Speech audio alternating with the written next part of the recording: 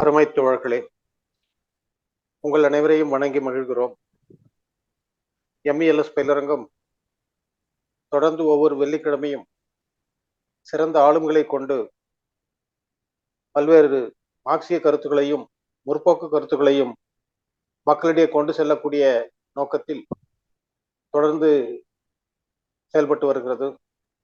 அந்த வகையில் இன்றைய தினம் அருமை தோழர் அனந்தகுமார் அவர்கள் நம்முடைய ஒரு சிறந்ததொரு கருத்திலை நம்முடைய பகிர்ந்து கொள்ள வந்திருக்கிறார். அவரை வருக வருக என்று வரவேற்கிறோம். பல தோழர்களும் வந்திருக்கிறார்கள், சிறந்த ஆளுமைகளும் வந்திருக்கிறார்கள்.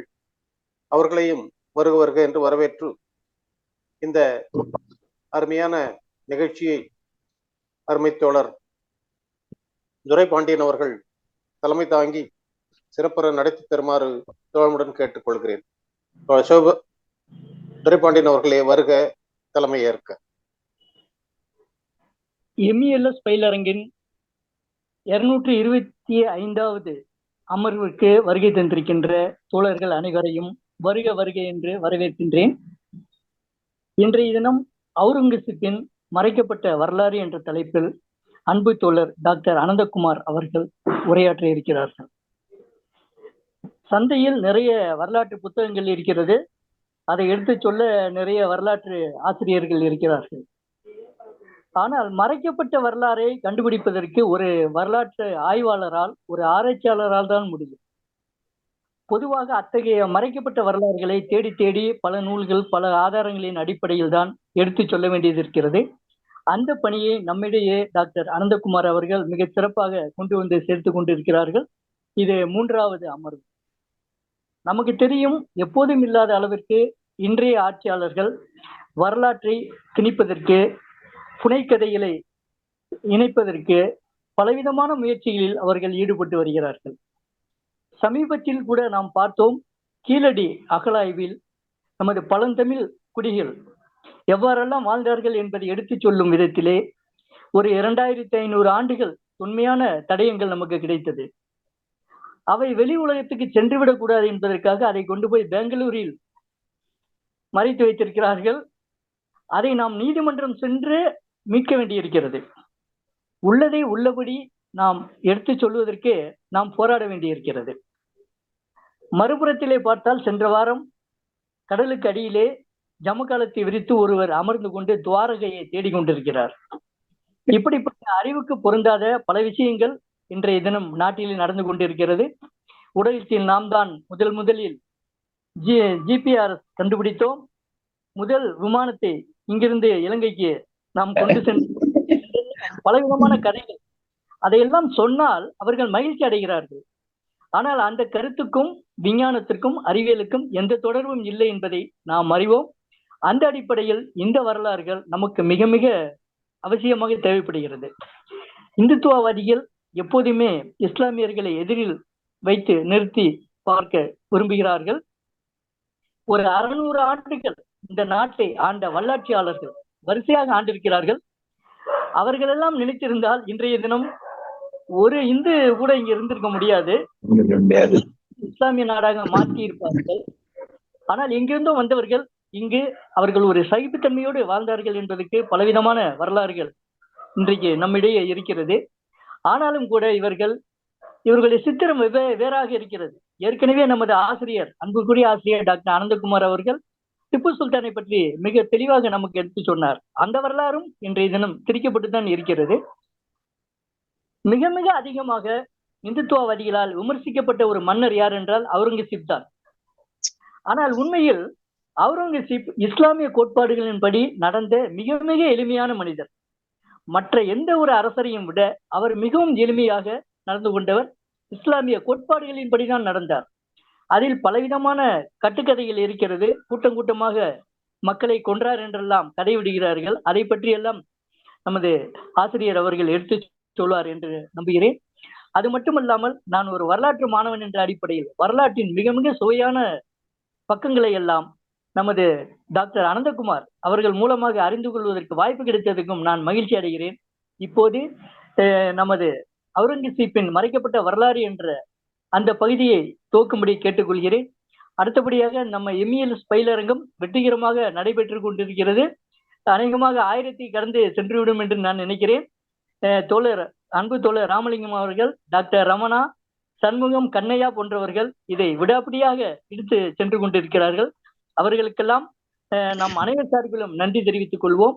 அடுத்தபடியாக இந்த நிகழ்ச்சிக்கு நன்றியுரை கூற வருகை தரும் அருமை தோழர் ரங்கன் அவர்களையும் நாம் வருக என்று வரவேற்று, இன்றைய தினம் டாக்டர் அனந்தகுமார் வரலாற்று ஆய்வாளர் அவர்களை இப்போது இந்த உரையை ஆற்றும்படி அன்புடன் அழைக்கின்றேன் உங்கள் அனைவர் சார்பிலும். வணக்கம் தோழர்களே. நாம் இப்ப பார்க்க போறது மறைக்கப்பட்ட வரலாறு 3வது பகுதி, அவுரங்கசீப்பை பத்தி பார்க்க போறோம். இதுல நம்ம தலைமுறையாற்றிய தோழர் துரைப்பாண்டியன் அவர்கள் MABL அவர்கள் சொன்னதுல ஒரு முக்கியமான விஷயம் இருக்கு. அதாவது இன்றைக்கு அதிகமாக தாக்கப்படுகிற இஸ்லாம ஒரு மன்னர்னா அவுரங்கசீப் தான். மிக அதிகமாக தாக்கப்படுகிற ஒரே மன்னர் அவுரங்கசீப் தான். இதுக்கு காரணம் என்ன அப்படின்னு பார்த்தோம்னா, அவர் இஸ்லாத்தை சரியா கடைபிடித்த ஒரு எளிமையான மன்னர். இன்னொரு முக்கியமான விஷயத்த நம்ம மனசுல வச்சுக்கணும். இந்த உலகத்திலேயே உழைத்து சாப்பிட்ட ஒரே மன்னர் அவுரங்கசீப் தான். உழைத்து சாப்பிட்ட ஒரே மன்னர் அவுரங்கசீப் தான். அதாவது போர்க்காலங்களிலோ அரசு நடத்துவதற்காக வெளியூர் அங்கங்க போற காலங்களை மட்டும்தான் அரசு பணத்துல சாப்பிடுவார். கோட்டையில் அவர் இருக்கும்போது அவர் குல்லா தைத்து அந்த குல்லாவை விற்று வந்த காசுல தான் சாப்பிடுவார். குரான் எழுதி அந்த குரானை விற்ற காசுல தான் சாப்பிடுவார். அந்த மாதிரி உலகத்திலேயே உழைத்து சாப்பிட்ட ஒரே மன்னன் அவுரங்கசீப் தான். அதனாலேயே இந்த இந்துத்துவவாதிகள் எல்லாம் அவுரங்கசீப்பை தான் குறி வைப்பாங்க. உண்மையிலேயே அவுரங்கசீப் ரொம்ப கொடுமையானவரா? அவரை பத்தி நிறைய சொல்றாங்க. கோயில்களை இடித்தார், அங்க போனார், கொன்று குவித்தார், துறவிகளை எல்லாம் கொன்றார், காசி மடத்தை இடித்தார், இப்படிலாம் நிறைய சொல்லுவாங்க. உண்மையிலேயே அந்த மன்னன் அப்படிப்பட்ட மன்னனா அப்படின்னு பல புத்தகங்கள்ல பல இடங்கள்ல பல ஆய்வாளர்கள்த தேடி எடுத்து நம்ம பார்த்தோம்னு சொன்னாக்கா, அவரு எல்லா மன்னர்களுக்கும் ஒரு மன்னரா தான் இருந்தாரு. அவர் ஒன்றும் சிறப்பாக இந்து கோயிலை இடிக்கணும், இப்படி செய்யணும், துறவிகளை கொல்லணும் அப்படிலாம் எதுவுமே அவர் செய்ததாக ஆதாரங்கள் இல்லை. கட்டுக்கதைங்க நிறைய இருக்கு. உண்மையிலே அவர் வரலாறு நம்ம பார்த்தோம்னு சொன்னாக்கா அப்படி எதுவுமே இல்லை. நம்ம அதை பின்னால பார்க்கலாம். அதாவது அவர் 1618 பாம்பாய் மாநிலத்துல டவுஹாட் என்ற ஊர்ல பிறந்தாரு. ஷாஜகான் அப்பா, மும்தாஜ் அம்மா. அவங்களுக்கு ஷாஜகான் மும்தாஜுக்கும் 14 குழந்தைகள். அதுல 7 குழந்தைங்க செத்து போச்சு, 7 தான் உயிரோடு இருந்தது. ஆனா கடைசியில பாத்தீங்கன்னா வாரிசு உரிமைதாரர்கள் 4 பேர் தான் ஷாஜகானுக்கு. மூத்த பையன் தாராஷிகோ, 2வது ஷாஜி, 3வது அவுரங்கசீப், 4வது முராட் அப்படின்னு 4 பேர் தான் வாரிசு உரிமைதாரர்கள். 2 பெண்கள் இருந்தாங்க, ஜஹனரா பேகம்னு ஒண்ணு, ரோஷனான்னு ஒண்ணு, 2 பெண்கள் இருந்தாங்க. இவங்க 6 பேர் தான் அரசு இதுக்கு உரிமை கொண்டவர்கள். இஸ்லாத்துல பெண்களுக்கு உரிமை கிடையாது. அதனால இந்த 4 பேர் தான் அரசு உரிமையாளர்களா இருந்தாங்க. இந்த காலகட்டத்துல பாத்தீங்கன்னா ஷாஜகான் என்னன்னா, தாராஷிகோன்ற முதல் பையனை ரொம்ப பிடிக்கும் அவருக்கு. அவுரங்கசீப்பை பிடிக்காது. மற்ற 2 பேர் சுமாரானவங்க, ஷாஜியும் முராட்டும் சுமாரா பிடிக்கும் அவருக்கு, அவ்வளவுதான். தாராஷிகோவை ஏன் அவருக்கு ரொம்ப பிடிக்கும்னா, உண்மையிலேயே தாராஷிகோ மெத்த படித்த ஒரு மேதாவி. எல்லா மதங்களையும் சமமா பார்த்து எல்லா மத நூல்களையும் அரசியல் நூல்களெல்லாம் படித்தவர். ஆனா அனுபவசாலி கிடையாது. அதனால மென்மையானவரும் எல்லாம் கொஞ்சம் இறக்க குணம் கொண்ட ஒரு நல்ல இளவரசனா தான் தாராஷிகோ இருந்தாரு. அதனால ஷாஜகானுக்கு அவரை ரொம்ப பிடிக்கும். ஷாஜகான் சொன்னா எதிர்த்து பேசவே மாட்டார், யாரு? தாராஷிகோ. ஆனா அவுரங்கசீப் அப்படி இல்லை. அவர் இஷ்டத்துக்கு எதையும் செய்வாரு, துணிச்சலானவர், தைரியமானவர். எதனா சொன்னா ஏன் இப்படி செய்தான்னா அப்படி செய்தானான்னு கேள்வி எல்லாம் கேட்பாரு. அதனால ஷாஜகானுக்கு பிடிக்காது. இந்த மாதிரி ஒரு சூழல்ல அவங்க வளர்ந்து வரும்போது தாராஷிகோவை பக்கத்திலேயே வச்சுக்கிறாரு ஷாஜகான் டெல்லியில. அவுரங்கசீப்பை தக்காணத்துக்கு தூக்கி அடிச்சிடறாரு. கவர்னர் ராணி போன்னு 18 வயசுல தக்காணம்னா தென்னிந்தியா, இந்த பகுதிக்கு அனுப்பிடுறாரு. தக்காணத்துக்கு அனுப்புவது மட்டும் இல்லாம அவனை கண்காணிச்சுனே இருப்பார் சின்ன வயசுல இருந்தே. இந்த மாதிரி ஒரு வெறுப்புடையே 2 பேருமே வாழ்ந்து வந்திருக்கான்றது வரலாற்று குறிப்புகள் சொல்லுது. அதே போல தாராஷிகோக்கு எவ்வளவு பணம் கொடுக்குறாரோ மாதத்துக்கு செலவுக்கு, அதுல பாதியை தான் அவுரங்கசீப் கொடுப்பாரு ஷாஜகான். இந்த மாதிரி ஒரு போக்கு இருந்துட்டு இருந்தது. இதனாலேயே என்ன ஆகுதுன்னாக்கா அவங்க 2 பேருக்கான முரண்பாடு கடைசியில ரொம்ப வெடிக்குது. இதுல அவரு அவுரங்கசீப் வந்து இந்த தென்னிந்தியா தக்காணத்துல இருக்கும்போது கோல்கொண்டா மன்னன், அவர் ஒரு சிறிய மன்னன், இன்னொருத்தன் பீஜப்பூர் சுல்தான் பெரிய ஆளு. அவங்க 2 பேரும் வந்து அவுரங்கசீப் கிட்ட வரி வசூல் பண்ணி கொடுக்கணும். அதை வந்து அவுரங்கசீப் வந்து ஷாஜகானுக்கு அனுப்பணும். ஆனா ஷாஜகான் என்ன பண்றாரு, அவங்க கிட்ட இருந்து நேரா வரி வசூலை எங்கிட்ட அனுப்பிடுன்னு சொல்லி ஸ்ட்ரெயிட்டா வாங்கிறாரு. அவுரங்கசீப்பை டம்மி பண்றாரு. இது தெரியாத அவுரங்கசீப் என்ன பண்றாரு, படையை எடுத்துன்னு போய் கோல்கொண்டாவை பிடிச்சிடுறாரு.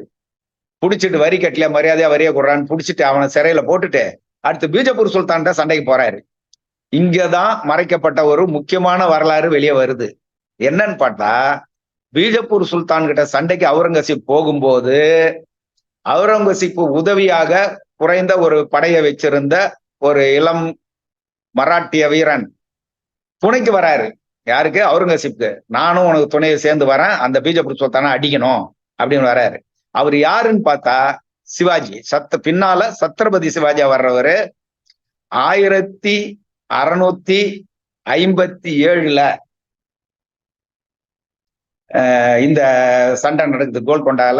இது பீஜப்பூர் சுல்தானை தாக்க போறாங்க. சிவாஜியும் அவுரங்கசீப்பும் சேர்ந்து பீஜப்பூர் சுல்தானை தாக்குனாங்க. இது வரலாற்று உண்மை, ஆதாரங்கள்லாம் இருக்கு. இதெல்லாம் யாரும் வெளியே எதிர்பார்க்க மாட்டாலும் மறைச்சிட்டாங்க. அந்த சமயத்துலதான் ஷாஜகான் உடல் நல குறைவா படுத்துட்டாரு. அந்த படுத்த தகவல் வந்த உடனே 4 பேரும் அரசு கைப்பற்றுறதுக்காக முனையறாங்க, 4 இளவரசர்களும். அப்போ அவுரங்கசீப் என்ன பண்றாரு, அந்த பீஜப்பூர் சுல்தான தாக்குதலை பாதியில நிறுத்திட்டு டெல்லிக்கு புறப்படுறாரு, ஆக்ராக்கு. டெல்லி வந்து செங்கோட்டை கட்டி அங்க இருந்தாலும் கூட அவரு ஷாஜகான் இருந்தது வந்து ஆக்ரால தான். அப்போ ஆக்ராவை நோக்கி போறாங்க. வங்காளத்துக்கு கவர்னரா இருந்த ஷாகுன்றவன் டெல்லியை நோக்கி வரான்.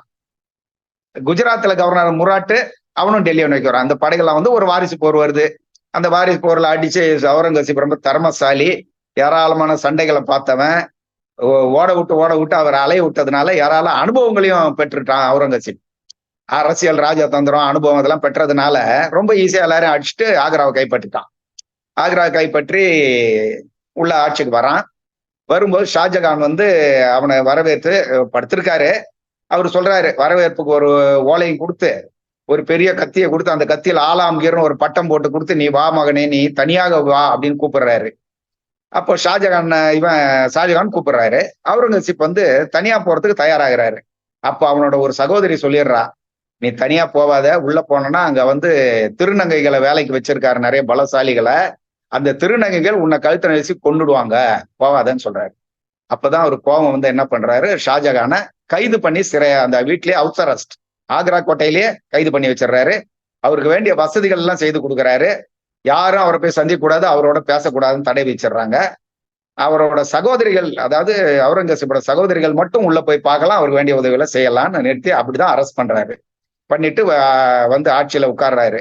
1658 ஆட்சியில உட்கார்றாரு. உட்காரும் போது அங்க பாத்தீங்கன்னா அவர் ரொம்ப உண்மையான இஸ்லாத்தை கடைபிடித்து எளிமையான மன்னனா தான் இருந்தாரு.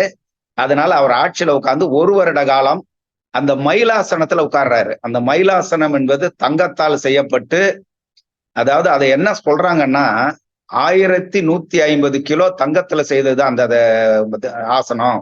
மேல பெரிய டூம் எல்லாம் போட்டால வச்சிருக்காங்க. அதுல ஏராளமான வைரம் வைடூரியங்கள்லாம் பதிக்கப்பட்டிருந்தது. அதே மாதிரி ஷாஜகானோட கிரீடத்துல கோகினூர் வைரம் இருந்தது. அந்த கோகினூர் வைரம் வந்து பீஜப்பூர்ல இருந்து கிடைச்சி அது பஞ்சாப் போய் பஞ்சாப்ல இருந்து ஷாஜகானுக்கு வந்தது.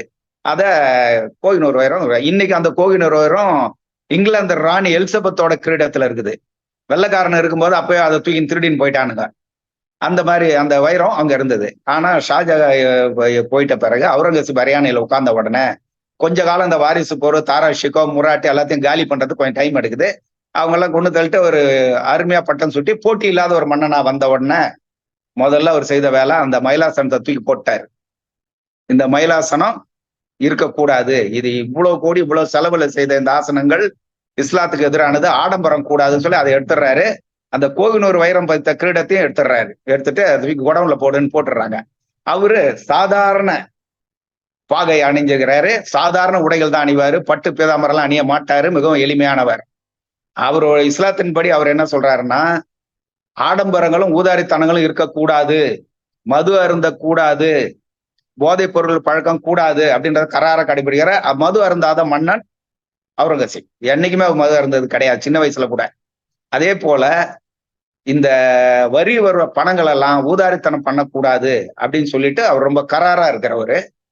அதனால்தான் அவர் போர்க்காலங்களிலும் அரசவை காலங்கள்ல மட்டும்தான் அரசு பணத்தை எடுத்து செலவு பண்ணுவார். மற்ற நேரங்கள்லாம் அவர் உழைத்து சம்பாதித்த காசை வைத்தான் சாப்பிடுவார்.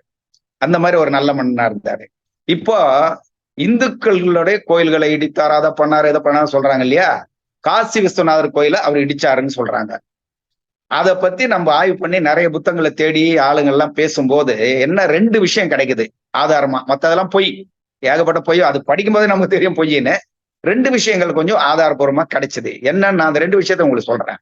ஒண்ணு, அந்த கோயில் பழுதடைந்து கிடக்கிறது, ரொம்ப மோசமான நிலைமையில இருக்குது, நீங்க அதை புனரமைச்சு கொடுக்கணும்னு அந்த பூசாரிகள்லாம் வந்து கேட்டதாகவும், அதுக்கு அவுரங்கசீப் சரி முறைப்படி அந்த ஆகம முறைப்படி அந்த லிங்கத்தை பூஜை செய்து வெளியே எடுத்துடுறாங்க, கோயிலை ஃபுல்லா இடிச்சு தள்ளுறாங்க, மீண்டும் கட்டி அந்த லிங்கத்தையே வச்சு பண்ணி கொடுக்குறாரு அப்படின்னு ஒரு வரலாற்று குறிப்பு சொல்லுது. இன்னொன்னு என்ன சொல்லுது அப்படின்னு கேட்டாக்கா, அங்க வந்து காசியில குளிச்சுட்டு இந்து குறுநில மன்னர்களின் அரசிகள் ராணிங்க குளிச்சுட்டு அந்த கோயிலுக்கு போகும்போது அங்க இருக்கவங்க வந்து தவறாக நடந்த பிரச்சனை ஆகி போச்சு, மானபங்கம் ஏற்பட்டு போச்சு அப்படின்னு அந்த ராணிகள் வந்து அரசர்கிட்ட குற்றம் சொல்ல, அந்த அரசர்கள் வந்து அவுரங்கசீப் கிட்ட சொல்ல, அவுரங்கசீப் அதை வந்து விசாரிச்சு அது குற்றம் உறுதியானவன அந்த கோயிலை வச்சுதெல்லாம் அவங்க எல்லாம் தூக்கி விசிறடி வெளியில அப்படின்னு சொல்லி தீர்ப்பு எழுதுனா ஒரு வரலாற்று குறிப்பு சொல்லுது. ஆனா உண்மையிலேயே நம்ம பார்த்தோம்னா அப்படி இடிச்சு தள்ளு வரக்கூடிய ஆளு அவர் இல்லை. அவர் இடிச்ச கோயில்களும் சரி, அவர் இடிச்ச மசூதிகளும் சரி, அவர் மசூதி அடிச்சிருக்காரு அவுரங்கசீப். எதுக்காகனா போர் செய்யும் போது அங்க புதையல் பதுக்கி வச்சிருக்காங்க, இங்க பொண்ணும் பொருளும் இருக்குன்னு அதை இடிச்சு அந்த பொண்ணும் பொருளும் எடுப்பாங்க. அதே மாதிரி கோல்கொண்டால மசூதியெல்லாம் இடிச்சு அவர் பொண்ணும் பொருளும் எடுத்திருக்காரு. சோ எல்லா மன்னர்களும் செய்யறது. எல்லா மன்னர்களுமே என்ன செய்யறாங்கன்னா, ஒரு ஊர்ல படையெடுத்த உடனே அந்த ஊர் ஜெயிச்ச உடனே அந்த ஊர்ல இருக்கிற மக்கள் சொத்துக்களை கொள்ளையடிப்பது, அரசு சொத்துக்களை கொள்ளையடிப்பது, அப்புறம் இந்த வைர வைடூரியங்கள் எல்லாம் கிடைச்சா எடுத்துக்கிறது, நல்ல அழகான பெண்களை தூக்குறது, நல்ல வாலிபர்களை கொண்டு போய் இது போருக்கு இல்லாட்டி அடிமையாக விற்கிறது, இதெல்லாம் தான் நடக்கும் எல்லா மன்னர் காலத்திலயும். அவுரங்கசீப் காலத்துல கூட அப்படி எல்லாம் கொஞ்சம் நடந்திருக்கு. ஆனா மசூதியா இருந்தாலும் இடிச்சு எடுத்திருக்காங்க, கோயிலா இருந்தாலும் இடிச்சு எடுத்திருக்காங்க. அது அரசியல். அந்த மாதிரி சில இடங்கள் இடிக்கப்பட்டிருக்கு. இவங்க சொல்ற மாதிரி கண்ணாபுண்ணான் எல்லாம் இடிக்கல. அதே மாதிரி சாதாரண புரதான பழைய கோயில்களை இடிக்க கூடாதுன்னு சட்டம் போட்டு வச்சிருந்தாரு அவுரங்கசீப். அதே மாதிரி புது கோயில்கள் எதுவும் கட்டவும் கூடாதுன்னு சட்டம் போட்டு வச்சிருந்தாரு. இப்ப இந்துக்கள் மீது அவரை ஜசியா வரி விதித்தாருன்னு சொல்றாங்க. உண்மையிலேயே பாபர் காலத்துல விதிக்கப்பட்ட ஜசியா வரி அக்பர் காலத்துல நீக்கப்பட்டது. அதுக்கப்புறம் வந்து இவரு கொண்டாடுறாரு, அவுரங்கசீப் கொண்டாடுறாரு, உண்மை. ஆனா அந்த வரியில கூட அவர் என்ன செய்யறாருன்னா விலக்கு கொடுக்குறாரு. வரி விலக்கு யார் யாருக்கு அப்படின்னா, பிராமணர்கள் ஜசியா வரி கட்ட வேணாம். அதே போல உடல் ஊனமுற்றவர்கள், முதியவர்கள், சிறுவர்கள், இவங்கெல்லாம் வரி கட்ட வேணாம். இந்த மாதிரி விலக்கு கொடுக்குறாரு. அதே போல இராணுவத்துல சேர்ந்துட்டாக்கா எந்த மதத்தினரும் வரியை கட்ட வேணாம். இராணுவத்தை அனைத்து சலுகை இந்த மாதிரி ஜசியா வரியை அவர் விதிச்சது உண்மை. சரி, அப்புறம் இந்துக்களுக்கு என்னென்ன செய்தா அப்படின்னு பார்க்கும்போது வேடிக்கையா இருக்கும். எப்படின்னா, தீபாவளி கொண்டாடுறாங்க இல்லைங்களா, அப்போ எல்லாரும் தீப ஒளி ஏற்றுவாங்க, எண்ணெயை ஊற்றி கொளுத்தி விளக்கெல்லாம் வைப்பாங்க. அதுக்கு அவுரங்கசீப் ஆட்சிக்கு முன்னால் இருந்த எல்லோரும் தீப ஒளி வரி அப்படின்னு ஒரு வரி போட்டிருந்தாங்க. அவுரங்கசீப் வந்து அந்த வரியை நீக்கிறாரு. நீங்க எண்ணெய் ஊற்றி நீங்க கொண்டாடுறதுக்கு வரியை கட்டணும், தீபாவளி வரி எல்லாம் வேணான்னு ரத்து பண்றாரு. அதுக்கடுத்து பாத்தீங்கன்னாக்கா கங்கையில குளிக்கிறதுக்கு வரி கட்டணும். வரி கட்டிட்டு தான் கங்கையில குளிக்கணும் யாரா இருந்தாலும். இஸ்லாமிய ஆட்சியில எல்லா ஆட்சியிலும் இருந்தது. அதை நீக்கிறாரு அவுரங்கசீப். யார் வேணா போய் குளிங்க, யார் வேணா முழுகுங்க, உங்க இஷ்டம், இதுக்கெல்லாம் வரி தேவையில்லை நீக்கிறாரு.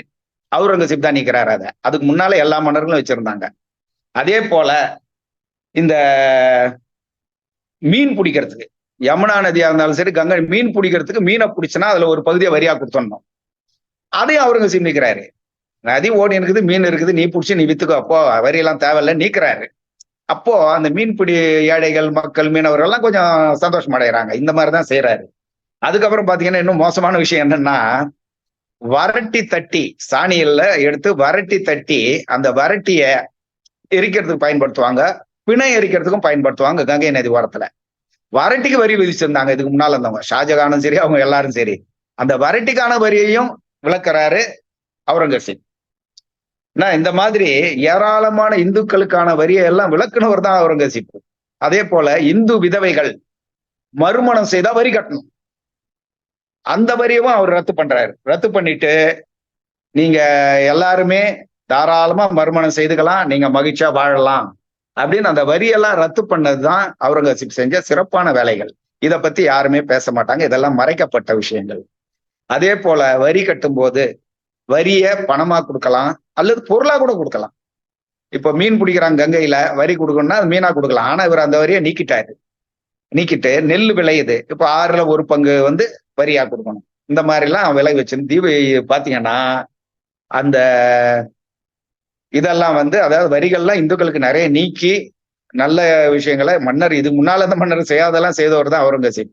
அதே போல அந்த காசி கோயில் இடிக்கப்பட்டது சொல்றாங்க இல்லைங்களா, அதுல நம்ம பார்த்தோம்னா நம்ம நம்புறபடி இருக்கிறது எது அப்படின்னு சொன்னாக்கா, காசி கோயில் இடிக்கப்பட்டது அவுரங்கசீப்பால, ஆனா அவர் ஆட்சி காலத்துல மீண்டும் கட்டப்பட்டது. அப்ப நமக்கு ஒரு விஷயம் புரியுது, அவர் இடிச்சு தள்ளி அழிச்சிருந்தா திரும்பி கட்டி இருக்க முடியாது அவுரங்கசீப் இருக்கிற வரையும். அவுரங்கசீப் ஆட்சியிலேயே அதை மீண்டும் கட்டப்பட்டதுனால அதை புனரமைச்சு கொடுத்தாரு என்பதுதான் உண்மையாக இருக்கும் என்று நாம் நம்பலாம். அதுக்கப்புறம் பார்த்தோம்னு சொன்னாக்கா, இந்த தமிழ்ல ஒரு புலவர் இருந்தார், குமரகுருபரர். நமக்கு எல்லாருக்கும் தெரிஞ்சிருக்கும் தமிழ் புலவர். அவர் தாமிரபரணி ஆற்று ஓரத்துல பிறந்து, மதுரை வைகை ஆற்று ஓரத்துல வளர்ந்து, தஞ்சை காவேரி ஆறுல புலமை பெற்று சிறந்து விளங்கினவர். அவரு தர்மபுர ஆதீன மடத்தை சேர்ந்தவர். அவங்க இருக்கும் போதெல்லாம் தான் திருப்படத்தாள் மடமும் தொடங்கப்படுது. அப்ப அந்த தர்மபுர ஆதீனத்தை சேர்ந்த ஆதீனம் என்ன சொல்றாரு குமரகுருபரர் கிட்ட, நீங்க காசிக்கு போங்க, போய் நம்மளுடைய கிளை மடம் ஒன்ன தொடங்குங்கன்னு அவர் சொல்றாரு, அவுரங்கசீப் காலத்துல அது. அப்போ குமரகுருபரர் அப்படியே போராடி 2 வருஷ காலம் என்னமோ ஆகுது அவர் டெல்லி போய் சேர்றதுக்கு. போய் அவுரங்கசீப்பை பாக்குறாரு. பார்த்து, நான் இங்க இருந்து வந்திருக்கேன், எங்களுக்கு காசியில கொஞ்சம் இடம் கொடுங்க, நாங்க மடம் கட்டணும் அப்படின்னு கேட்ட உடனே அவுரங்கசீப் இடம் கொடுக்குறாரு. அவர் இடம் கொடுக்குறாரு, மானியமும் கொடுக்குறாரு. கொடுத்து நீங்க கட்டிக்கங்கன்னு சொல்றாரு. அன்னைக்கு கட்டப்பட்ட அந்த மடம் தர்மபுர ஆதீனத்தின் கிளை இன்னைக்கும் காசியில இருக்குது. இன்றைக்கும் அங்க தமிழ் ஆட்கள் தான் அதிகமா இருக்கிறாங்க. இதெல்லாம் சில ஆதாரங்கள். அவருக்கு என்ன, அவரு முஸ்லீம் வெறியரா இருந்தா ஏன் இடம் கொடுக்குறாரு? இடமும் கொடுத்தாரு, அந்த மடமும் கட்டி இன்னைக்கு வரையும் அது இருக்குது. அந்த மாதிரி செய்தவர் தான் அவுரங்கசீப். ஆனா இவங்க சொல்லும் போது ரொம்ப மோசமா அப்படி இப்படி எல்லாம் சொல்லுவாங்க. உண்மையிலேயே பாத்தீங்கன்னா அப்படியெல்லாம் அவ்வளவு மோசமான மன்னெல்லாம் கிடையாது. எல்லா மன்னரையும் போலதான் அவர் இருந்தார். இதுல இன்னொரு என்னன்னு பார்த்தீங்கன்னா, அவரை பற்றி மறைக்கப்பட்ட விஷயங்கள்லாம் பார்க்கும்போது, அவருடைய படைகள்ல கிட்டத்தட்ட அவர் ஆட்சிக்கு வரும்போது 21.6 விழுக்காடு இந்துக்கள் இருந்தாங்க. 21.6 விழுக்காடு இந்துக்கள் இருந்தாங்க இராணுவத்துல. அவர் ஆட்சியில கடைசியில இறக்கும் போது பாத்தீங்கன்னா 31.2 விழுக்காடு இந்துக்கள் இருந்தாங்க. அப்போ அவர் என்ன இந்துக்களை பழிவான கொண்டாருன்றது நமக்கு வரலாற்றுல நம்ம புரியுங்க. ஆனா இருந்த எண்ணிக்கை அதிகரிச்சுனே தான் போயிருக்குது. அதாவது ராஜா ஜெய்சிங், ராஜா மான்சிங் இவங்கெல்லாம் இருந்தாங்க அவங்க காலத்துல. ஜஸ்வந்த் சிங் எல்லாம் அவுரங்கசீப் காலத்துல தளபதியா இருந்தவங்க. அவங்க எல்லாருமே 1,00,000 பேர் கொண்ட படையை எடுத்துன்னு போறாரு சிவாஜி அடிக்கிறதுக்கு ராஜா ஜெய்சிங். அதுல 60,000 பேர் இஸ்லாமியர்கள், 40,000 பேர் இந்துக்கள் தான். தளபதிகள் நிறைய பேர் அவுரங்கசீப் ஆட்சியில இந்துக்கள் தளபதிகளா இருந்தாங்க. நிறைய மெய்காப்பாளர்களும் இந்துக்கள் இருந்தாங்க. இந்த மாதிரி அவுரங்கசீப் முழுக்க முழுக்க இந்துக்களுக்கு எதிரானவர் அப்படின்றதெல்லாம் கிடையாது. அவர் ஒரு உண்மையான இஸ்லாமியரா இருந்தார், எளிமையா இருந்தார், சிக்கனமா வாழ்ந்தார். இதெல்லாம் தான் உண்மை. இந்த வரலாற்று உள்ள தேடி பார்த்தோம்னா எவ்வளவு வரிகளை நீக்கினார். அதே மாதிரி குமரகுருபரர் மடங்கள் இதுக்கெல்லாம் கொடுத்தாரு, காசி மடத்தை மீண்டும் புனரமைச்சு கொடுத்தாரு. இந்த மாதிரி எல்லாம் நிறைய செய்தவர் தான் அவுரங்கசீப். ஆனா ஒரு நல்ல உண்மையான முஸ்லீமா இருந்ததுனாலையும் எளிமையா இருந்ததுனாலையும் அவரை ரொம்ப தாக்குதலுக்கு உள்ளாக்குறாங்க இந்துத்துவ சக்திகள். இதுதான் உண்மை. மற்றபடி அவர் எல்லா மன்னர்கள் போல ஒரு சாதாரண மன்னர் தான். ஆனா இஸ்லாத்தை கடைபிடிச்சு எளிமையாக வாழ்ந்தவர். அவர் உழைத்து சாப்பிட்ட ஒரே மன்னன். அவருடைய நிர்வாகத்துல பாத்தீங்க அப்படின்னு சொன்னா, ஒரு ஒரு நாட்டின் மீது படையெடுக்கிறாங்க அப்படின்னு சொல்லும்போது அந்த படை எடுக்கும்போது அந்த படைகள்லாம் போகும், கொள்ளடிக்க செய்யும். ஆனா அவர் என்ன செய்தாருன்னா, பெண்கள் யாரையும் தூக்கக்கூடாது, பெண்கள் யாரையும் கொடுமைப்படுத்தக்கூடாதுன்றத ரொம்ப கராரா வச்சிருந்தாரு அவுரங்கசீப். அந்த மாதிரி சில சீர்திருத்தங்கள்லாம் சமூகத்துல அவர் செய்திருந்தார். அவர் இன்னும் எளிமையானவர், எவ்வளவு நல்ல ஒரு தன்மையானவர்ன்றதுக்கு இன்னொரு உதாரணம் சொல்லலாம். அதாவது ஷாஜகான் இறக்கும் போது, இல்ல அதுக்கு முன்னாலேயே பெரிய பையன் தாரோஷிகோ கிட்ட, நான் இறந்தவுடன் தாஜ்மஹாலுக்கு பக்கத்திலேயே எனக்கு ஒரு கருப்பு தாஜ்மஹாலை மஹால் கட்டணும் அப்படின்னு கேட்டிருந்தாரு. அதுக்கு தாராஷிகோ சரிப்பா நான் கட்டுறேன்பான்னு சொல்லிட்டான். ஆனா அவன் தான் செத்து போயிட்டானே, ஆட்சியில இவர் தானே இருக்காரு. அவுரங்கசீப் ஆட்சிக்கு ஒரு 8 வருஷம் பொறுத்து ஷாஜகான் இறக்குறாரு. இறக்கும்போது எல்லாரும் மந்திரிகள் சிலர்லாம் சொல்றாங்க, அப்பா அந்த மாதிரி சொன்னாருன்னு சொல்லும்போது அவர் சொல்றாரு, அந்த மாதிரி ஒரு முட்டாள்தனத்தை நான் செய்ய மாட்டேன். ஏற்கனவே கட்டினதிலேயே ஏராளமான பொருளாதார இழப்பு ஏற்பட்டு மக்கள் அவதிப்பட்டாங்க, நாடும் அவதிப்பட்டது. திரும்பவும் அதை நான் செய்தேன்னா மீண்டும் நம்ம நாடு போண்டியா போயிடும், மக்கள் பணத்தை வீண் பண்ற அளவுக்கு நான் தயாரா இல்லை, அதனால கட்ட முடியாதுன்னு சொல்றாரு. அதே போல மக்களோட பணத்தை வீணடிப்பதில் எனக்கு விருப்பம் கிடையாதுன்னு சொல்றாரு. சொல்லிட்டு அவர் இன்னொரு விஷயம் சொல்றாரு, ஷாஜகானுக்கு ரொம்ப பிடிச்சவர் மும்தாஜ் தானே, அதனால தாஜ்மஹால்லே மும்தாஜுக்கு பக்கத்துலயே தூக்கி போய் புதைச்சிருங்க அப்படின்னு சொல்லி தூக்கி போய் புதைச்சிடுறாங்க அவரை. அதுதான் அவர் மட்டும் இன்னொரு கருப்பு தாஜ்மஹால் கட்டியிருந்தாக்கா ஏராளமான பொண்ணு செலவுகள்லாம் கட்டி அது ஒரு 20 வருஷம் போய் பொருளாதாரமே நாசமா போயிருக்கும். ஆகவே மக்கள் பணத்தை வீணெடுக்க விரும்பாத ஒரு மன்னன் அவுரங்கசீப் என்பது இதன் மூலியமும் நாம் தெரிஞ்சுக்கலாம். கடைசியில் அவர் 90வது வயதுல அகமத் நகர்ல இருக்கும்போது தென்னிந்தியாவுக்கு தான் வர்றாரு. அவர் இந்த பகுதியில இருந்துட்டு தான் அவர் ஃபுல்லா கண்காணிக்கிறாரு, நாடை ஃபுல்லா பராமரிக்கிறாரு. அவர் அகமது நகர்ல ஒரு 90 வயதுல நோய்வாய்ப்பட்டு இறக்குறாரு. அப்படி இறக்கும்போது அவர் சொல்றாரு எல்லாத்தையும், என்னை எப்படி புதைக்கணும், என்னை எப்படி ஈமக்கரிகள் செய்யணும்ன்றத அவர் உயில் எழுதி வைக்கிறாரு. அந்த உயில்ல என்ன சொல்லியிருக்காரு அப்படின்னா, நான் அப்படியே படிக்கிறேன் கேளுங்க. அந்த உயிலை படிக்கிறேன் நான் அப்படியே. நான் இறந்த பிறகு எனக்கு நினைவு சின்னங்கள் எல்லாம் கட்டக்கூடாது, என் கல்லறை மேல் அலங்காரங்களும் இருக்கக்கூடாது, நான் குல்லாக்கள் தைத்து விற்று சேர்த்த பணத்தில் கொஞ்சம் அஜய் பேக்கிடம் இருக்கிறது, அந்த பணத்தை கொண்டுதான் என் இறுதி சடங்குகளை செய்யுங்கள், அந்த பணத்துக்கு மேல் செலவழிக்க கூடாது, என் இறுதி ஊர்வலத்தில் எந்தவித ஆடம்பரமும் கூடாது, இது போக திருக்குரான் எழுதி விற்று சேர்த்த பணத்தை என் பையில் வைத்துள்ளேன், அந்த புனிதமான பணம் அதை ஏழை மக்களுக்கு கொடுத்து விடுங்கள் அப்படின்னு தான் அவர் கடைசியா உயில் எழுதியிருக்காரு. அதுல கூட அவர் ஆடம்பரமோ அரசு சொத்தையோ எதையுமே அவர் எடுக்க தயாரா இல்ல, செய்யவும் இல்லை. அந்த மாதிரி உழைத்து சாப்பிட்ட எளிமையான, ஆடம்பரத்தை விரும்பாத, மக்கள் பணத்தை வீணடிக்காத ஒரு மன்னனை தான் அவர் இருந்தாரு. பெரும் பகுதியில கைப்பற்றினாரு, எல்லாம் செய்தாரு. எல்லா மன்னர்களையும் பார்க்கும்போது எல்லா மன்னரும் போல இருந்தாலும் இவர் சிறப்பான ஒரு இஸ்லாமியத்தை ஏற்றுக்கொண்ட எளிமையான சிறப்பான மன்னனா இருந்தாரு. மது அருந்துவது கிடையாது. அதே மாதிரி அவர் இன்னொரு விஷயம் செய்தார், அதை முக்கியமா சொல்லணும். மதுவை தடை செஞ்ச முதல் மன்னன் அவர் தான். அதாவது அவர் ஆட்சிக்குட்பட்ட பகுதிகளில் மது ஆலைகள் இருக்கக்கூடாது, மது அருந்தக்கூடாதுன்னு தடை விதிச்சாரு. ஆனா திருத்தனமா அங்கங்க செய்து சாப்பிட்டுக்குவாங்க, அது அவரால் ஒன்றும் பண்ண முடியாது. மன்னர்கள் அரண்மனைக்குள்ளே காய்ச்சி அரண்மனையிலே குடிச்சுப்பாங்க, தெரியாது மக்கள் எங்க குடிச்சு. ஆனா அவர் அதிகாரப்பூர்வமா தடை பண்ணாரு, மது விலக்கை கொண்டு வந்த முதல் மன்னன் அவர் தான் அவரோட ஆட்சியில. இந்த மாதிரி நிறைய விஷயங்களை போகும்போது எளிமையான, தன்மையான, நல்ல மன்னனா தான் அவர் இருந்தாரு. இதனாலதான் இவங்களுக்கு ரொம்ப அவுரங்கசீப்னா பிடிக்காது. இதோட இல்லாம சிவாஜியோட சேர்ந்து ஒன்னா சேர்ந்தே சண்டை போட்டவங்கன்ற வரலாறுலாம் மறைச்சிடுறாங்க. இந்த மாதிரி அவுரங்கசீப்போட மறைக்கப்பட்ட பகுதியில பாத்தீங்கன்னா இதெல்லாமே வருது. இது மறைக்கப்பட்ட வரலாறு அவுரங்கசீப். அடுத்து நாம பார்க்க போறது சத்ரபதி சிவாஜி. சத்ரபதி சிவாஜி அப்படின்னு சொல்லும் போது இந்த இந்துத்துவ சக்திகள் இன்னைக்கு எக்கச்சக்கமா சிவாஜியை தான் தூக்கி பிடிக்கிறாங்க.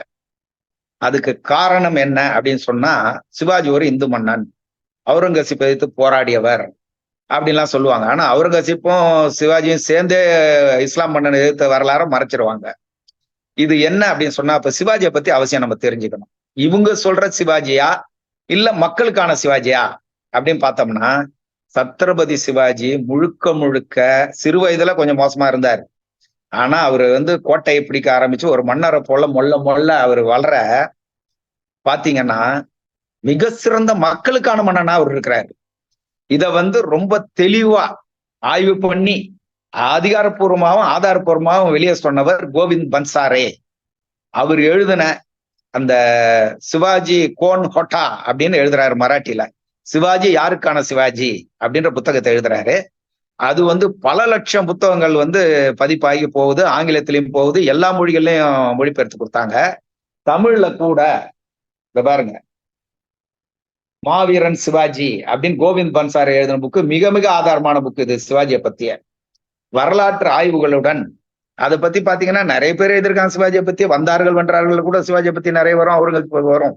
ஆனாலும் மிக மிக ஆதாரப்பூர்வமா ஆய்வு பண்ணி எப்படி புத்தரை அம்பேத்கர் எடுத்து கொடுத்தாரோ அதை போல அந்த சத்ரபதி சிவாஜிய மாவீரன் சிவாஜின்னு கோவிந்த் பன்சாரே எழுதினாரு, கொடுத்தாரு.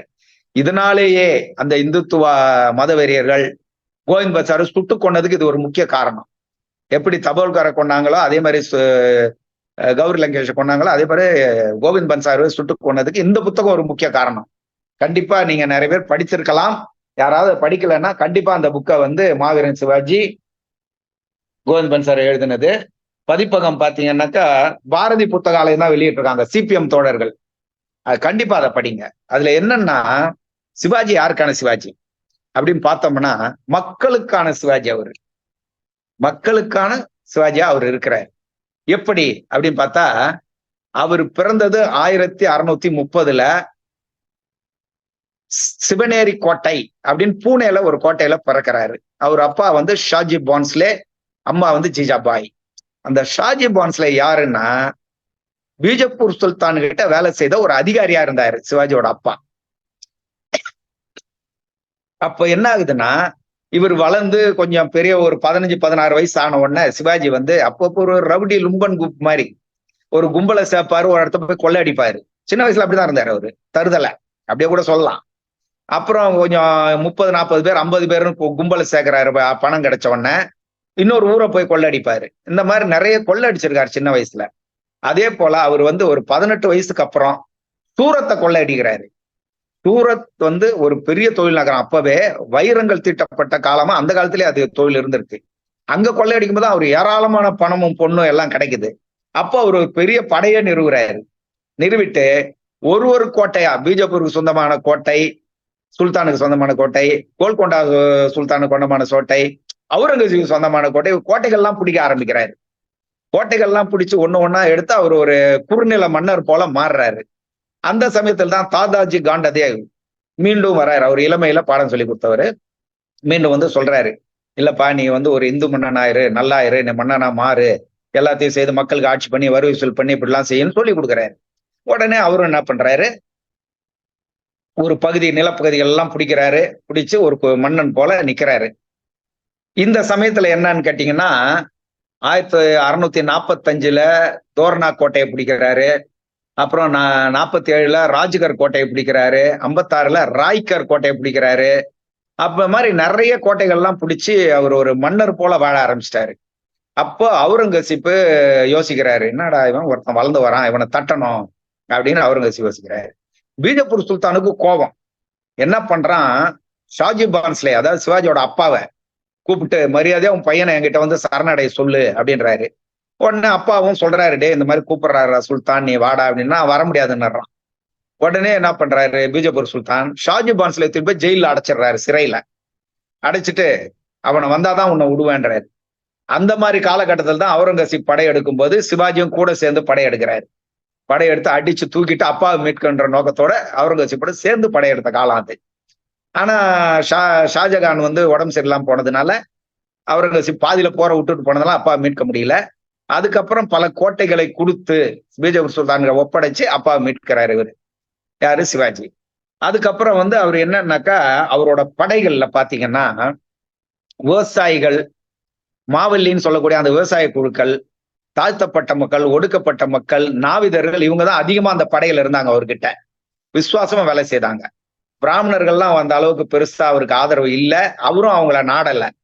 ஓரளவுக்கு தான் இருந்தாங்க ஒரு சிலர். மற்றபடி பெரும்பாலும் அவர்கிட்ட இருந்த மக்கள்லாம் சிவாஜி கிட்ட விவசாயிகள், ஒடுக்கப்பட்ட மக்கள், நாவிதர்கள் இவங்கெல்லாம் தான் இருந்தாங்க. அந்த மாதிரி சமயத்துல அவர் என்ன பண்றாருன்னா, அவுரங்கசீப் பாக்குறாரு இவனை இது பண்ண சொல்லிட்டு ராஜா ஜெய்சிங்ன்றவரை அனுப்புறாரு. அதுக்கு முன்னாலே பீஜப்பூர் சுல்தான் வந்து அப்சல் கானை அனுப்புறாரு. அப்சல் கானை குத்தி ஒரு புலியனகத்தை வச்சு குத்தி கொன்னுட்டு தூக்கி போட்டு அந்த பகுதியெல்லாம் பிடிச்சிடுறாரு. அதனால பீஜப்பூர் சுல்தானால ஒன்றும் பண்ண முடியல சிவாஜிய. அவுரங்கசீப் தான் ராஜா ஜெய்சிங் அனுப்புறாரு. அனுப்பும் போது ஜெய்சிங் வந்து 1,00,000 படைகளை எடுத்துன்னு போறாரு சிவாஜியை பிடிக்க. சிவாஜி கிட்ட இருந்த படை மொத்தம் 30,000 தான். ஆனா அந்த 30,000-லயும் 10,000 பேர் முஸ்லிம்கள், முஸ்லிம் தளபதிகள்லாம் சிவாஜி வச்சிருந்தாரு. நம்பிக்கையான ஆட்கள் முஸ்லிம்கள் தளபதிகள்லாம் இருந்தாங்க. அதே போல இவரு சிவாஜி ஒரு கப்பல் படையும் வச்சிருந்தாரு. அந்த கப்பல் படைக்கு வந்து தலைவனா இருந்தவனே தௌலத் கான் என்ற முஸ்லீம் தான். பீரங்கி படைகளுக்கெல்லாம் இருந்த தலைவனும் ஒரு முஸ்லீம் தான். இந்த மாதிரி முஸ்லீம் தளபதிகள் நிறைய அவர்கிட்ட இருந்தாங்க, இந்துக்களும் இருந்தாங்க. அந்த மாதிரி காலகட்டத்துல இவரு ஜெய்சிங் வந்து மடக்கும் போது ஜெய்சிங் கிட்ட சண்டை போட முடியாதுன்னு தெரியுது. தெரிஞ்ச உடனே அவர் வந்து ஒப்பந்தத்துக்கு வராரு. கோட்டை பகுதிகள், நிலப்பகுதிகள்லாம் நிறைய கொடுக்குறாரு. கொடுத்துட்ட உடனே நீ அவுரங்கசீப்பை சந்திக்கவான்னு சொல்லி கூப்பிடுறாரு. கூட்டின்னு போனாக்கா அங்க வந்து அவுரங்கசீப் வந்து ஒரு பதவி கொடுக்குறாரு சிவாஜிக்கு. நீ என்னுடைய மான் சப்தாரா இரு, 5,000 பேர் கொண்ட படைக்கு தலைவனா இருன்றாரு. அப்ப சிவாஜி சொல்றாரு, நான் 30,000 பேர் கொண்ட படைக்கு தலைவன், 5,000 பேர் கொடுக்குறீங்களே, இதை நான் அவமானப்படுத்துற மாதிரி. இன்னொன்னு அவுரங்கசீப் கோவம் வந்து சிறையில் அடைச்சிடுறாரு. இப்போ சிறையில இருந்து தப்பிக்கணும். இங்கதான் ஒரு முக்கியமான விஷயத்த நம்ம கவனிக்கணும். சிறையில அவர் கூட இருந்தவங்க 2 பேர், அப்பாவும் பிள்ளையும். 2 பேருமே நாவிதர்கள். சிவான்னு ஒருத்தர், அவர் பையன் ஒருத்தர். 2 பேருமே நாவிதர்கள். அவங்க என்ன பண்றாங்க, சிவாஜி எப்படியாவது காப்பாத்தணும்னு சொல்லி அப்படி ஒரு வருட காலம் சிறையில இருக்கிறாரு. அங்க அவரு சுதந்திரமா இருக்கிறாரு. உள்ள கோட்டை ஹவுஸ் அரெஸ்ட் மாதிரி பண்ணி வச்சிருக்காங்க. ஜெய்கர் கோட்டைன்னு ஒரு கோட்டையில வச்சிடறான் அவுரங்கசீப். அப்ப அங்க இருந்து தப்பிக்கிறதுக்கு என்ன செய்யறாரு அப்படின்னா, நான் பூஜைகள் செய்யணும், என் உடம்பு சரியில்லாம போயிடுச்சு, ஆகவே நீங்க மாம்பழம், கூடைகள், பழங்கள், இதுல பொருட்கள்லாம் வந்து போகணும்னு அவர் கேட்கிறாரு. கேட்கும்போது அந்த பூஜை பொருட்களை அவுரங்கசீப் தாராளமா பண்ணிக்கணும் விட்டுறாரு. அவுரங்கசீப் அதெல்லாம் மத விஷயத்தை தலையிட மாட்டார். அப்பதான் என்ன செய்யறாங்கன்னா, அந்த சிவா என்ற அந்த நாவிதர் கையில சிவாஜியோட மோதிரத்தை மாட்டி சிவாஜி படுத்திருக்கா மாதிரி படுக்க வச்சுட்டு மேல பெட்ஷீட் எடுத்து பொத்திட்டு பையன் பக்கத்துல இருந்து காலை பிடிச்சு விட்டுன்னு இருக்கான். அந்த மாதிரி ஒரு ஏற்பாடு பண்ணிட்டு தான் பழக்குடியில தப்பிக்கிறார். அந்த மாதிரி அந்த 2 நாவிதர்களும் அவரோட பாதுகாவலர்களா இருந்த அந்த நாவிதர்கள் உயிர் போயிடும் நல்லா தெரியும். அவங்களுக்கு நல்லா தெரியும், நம்ம சிவாஜி தப்பிச்ச உடனே நம்ம 2 பேரையும் அவுரங்கசீப் கொன்னுடுவான்னு தெரியும். உயிர் போனாலும் பரவாயில்ல, நம்ம சிவாஜி தப்பிக்கணும், அவர் போய் ஒரு ராஜ்யத்தை நிறுவனம், மராட்டிய ராஜ்யத்தை உருவாக்கணும்ன்ற ஆசையில அவங்க உயிருக்கு தியாகம் பண்ண தயாரா படுத்துடுறாங்க. இந்த சமயத்துல காவலர் எல்லாம் பாக்குறாங்க, சிவாஜி படுத்திருக்காரு அப்படின்னு நினைச்சிட்டு கம்முன்னு இருக்காங்க. ஆனா கூடையில தப்பிச்சு ஒரு எஸ்கேப் ஆகி போயிடுறாரு. போய் ரொம்ப நேரம் பொறுத்துதான் இவங்களுக்கு தெரியுது, என்ன இது அசையாமே படுத்துன்னு கிடக்குறான் சிவாஜின்னு. போய் தட்டி பார்த்தா அது சிவாஜி இல்ல. அப்பதான் அவங்களுக்கு தெரியுது, அலர்ட் பண்றாங்க. ஆனா அதுக்குள்ள தப்பிச்சு அவர் போயிட்டாரு. ஊரை தாண்டி எங்கேயோ தாண்டி அவர் போயிட்டாரு. ஏற்கனவே ஆளுங்க எல்லாம் தயாரா இருந்தாங்க, அந்த படையோட தப்பிச்சு போயிட்டாரு. அப்படி உடனே இந்த 2 பேரோட தலையும் சீவிடுறான் அவுரங்கசீப். அப்போ அந்த மாதிரி உயிரை கொடுத்தவர்கள்லாம் வந்து தாழ்த்தப்பட்ட மக்கள், ஒடுக்கப்பட்ட மக்கள். அதனால சிவாஜி என்ன பண்றாரு, ஆட்சிக்கு வந்த பிறகும் விவசாயிகளுக்கு ஒரு திட்டங்களை கொண்டு வராரு. அதாவது எந்த ஒரு விவசாயியும் அவங்களுடைய நிலங்களிலோ அவங்களோட தோட்டங்களிலோ உள்ள எந்த ஒரு இலைய கூட யாரும் எடுக்கக்கூடாது. அதாவது குறிப்பா ராணுவ வீரர்கள் சண்டைக்கு போறாங்கன்னா அந்த ஊர்ல இருக்கிற விவசாய பொருள்லாம் திருடிடுவானுங்க, மாடுகளை எடுத்துருவானுங்க, ஆடுகளை எடுத்துருவானுங்க, எல்லாரும் அப்படிதான். ஆனா சிவாஜி கராரா சொல்றாரு, யாரும் அதை செய்யக்கூடாது. அதே போல எந்த பொருள் ராணுவத்துக்கு வாங்கினாலும் விலை கொடுத்து சந்தையில போய் வாங்கணும் அப்படின்னு சொல்றாரு. அதனால்தான் அவர் என்ன செய்யறாருன்னா, அவரோட ராணுவத்துல விவசாயிகள் அதிகமா சேர்க்கிறாரு. ஏன்னா விவசாயி வந்து ராணுவத்துல இருந்து பகுதி நேரம் வேலை செய்தா கூட அவன் விவசாய நிலத்தை அழிக்க மாட்டான். ஏன்னா அவனுக்கு அந்த தன்மை இருக்கும், வர்க்க உணர்வு. நம்ம விவசாயம் நம்ம விவசாயம் தானே, அந்த ஊர் ஜனங்க அந்தந்த ஊர் ஜனங்களையும் எடுத்து ராணுவத்துல வைக்கிறாரு. அந்த மாதிரி இவங்களை வச்சு அந்த விவசாய குடும்பங்களையும், சிறு தொழில் செய்கிறவர்களையும், நாவிதர்களையும், செருப்பு தைக்கிறவங்களையும் அதிகமா ராணுவத்துல வைக்கிறாரு. திறமைக்கேற்ப பதவி உயர்வும் கொடுக்குறாரு. இந்த மாதிரி செய்ததுனால அது ஒரு மக்கள் ராணுவம் போல இருக்குது. அந்த ராணுவம் அந்த வழியா போச்சுன்னா அந்த மக்கள்லாம் அவங்களுக்கு உணவு கொடுப்பாங்க, தண்ணி கொடுப்பாங்க. அந்த மாதிரியான ஒரு பற்றுமிக்க ராணுவமா சிவாஜி வச்சிருந்தாரு. அது இல்லாம அந்த வரியை வந்து பாத்தீங்கன்னா 6ல் 1 பங்கு தான். 6ல் 1 பங்கு வரி. அந்த விவசாயிக்கு வரி எப்படி போடணும்னு சிவாஜி திட்டவட்டமா எழுதி கொடுத்துருக்காரு. எல்லா மான்சப்தார்கள் சொல்லக்கூடிய அந்த கலெக்டருங்க, ஜமீன்தாருங்கன்னு வச்சுங்களேன், அவங்க கொடுக்குறாங்க. என்ன சொல்றாருன்னா, எவ்வளவு நிலம் விவசாயம் பண்ணான்னு பார்க்க கூடாது, எவ்வளவு விளைச்சல் வந்திருக்கு அந்த விளைச்சல் 1/6 வாங்கணும் அப்படின்னு திட்டவட்டமா சொல்றாரு. அதே போல அந்த 1/6 பணமாகவோ இல்ல பொருளாகவோ வாங்கிக்கலாம் அப்படின்னு சொல்றாரு. அதுக்கு அடுத்தபடியாதான் ஒரு முக்கியமான விஷயம், எந்த மன்னனும் செய்யல, திப்பு சுல்தானை தவிர எந்த மன்னனும் செய்யல. என்னன்னா விவசாயிகளுக்கு கடன் கொடுப்பது. அந்த கடன் கூட வட்டி கிடையாது, வட்டி இல்லா கடனா கொடுக்கறது. அவங்களுக்கு உழவு மாடுகள் தேவை, வண்டிகள் தேவை, கலப்பை தேவைன்னா கலப்பை வாங்கி கொடுக்கறது, கடன் கொடுக்கறது. கொடுத்துட்டு அவங்க விவசாயம் பண்ணி லாபம் சம்பாதிக்கும் போதுதான் அந்த கடனை திருப்பி கொஞ்சம் கொஞ்சமா வாங்கணும்.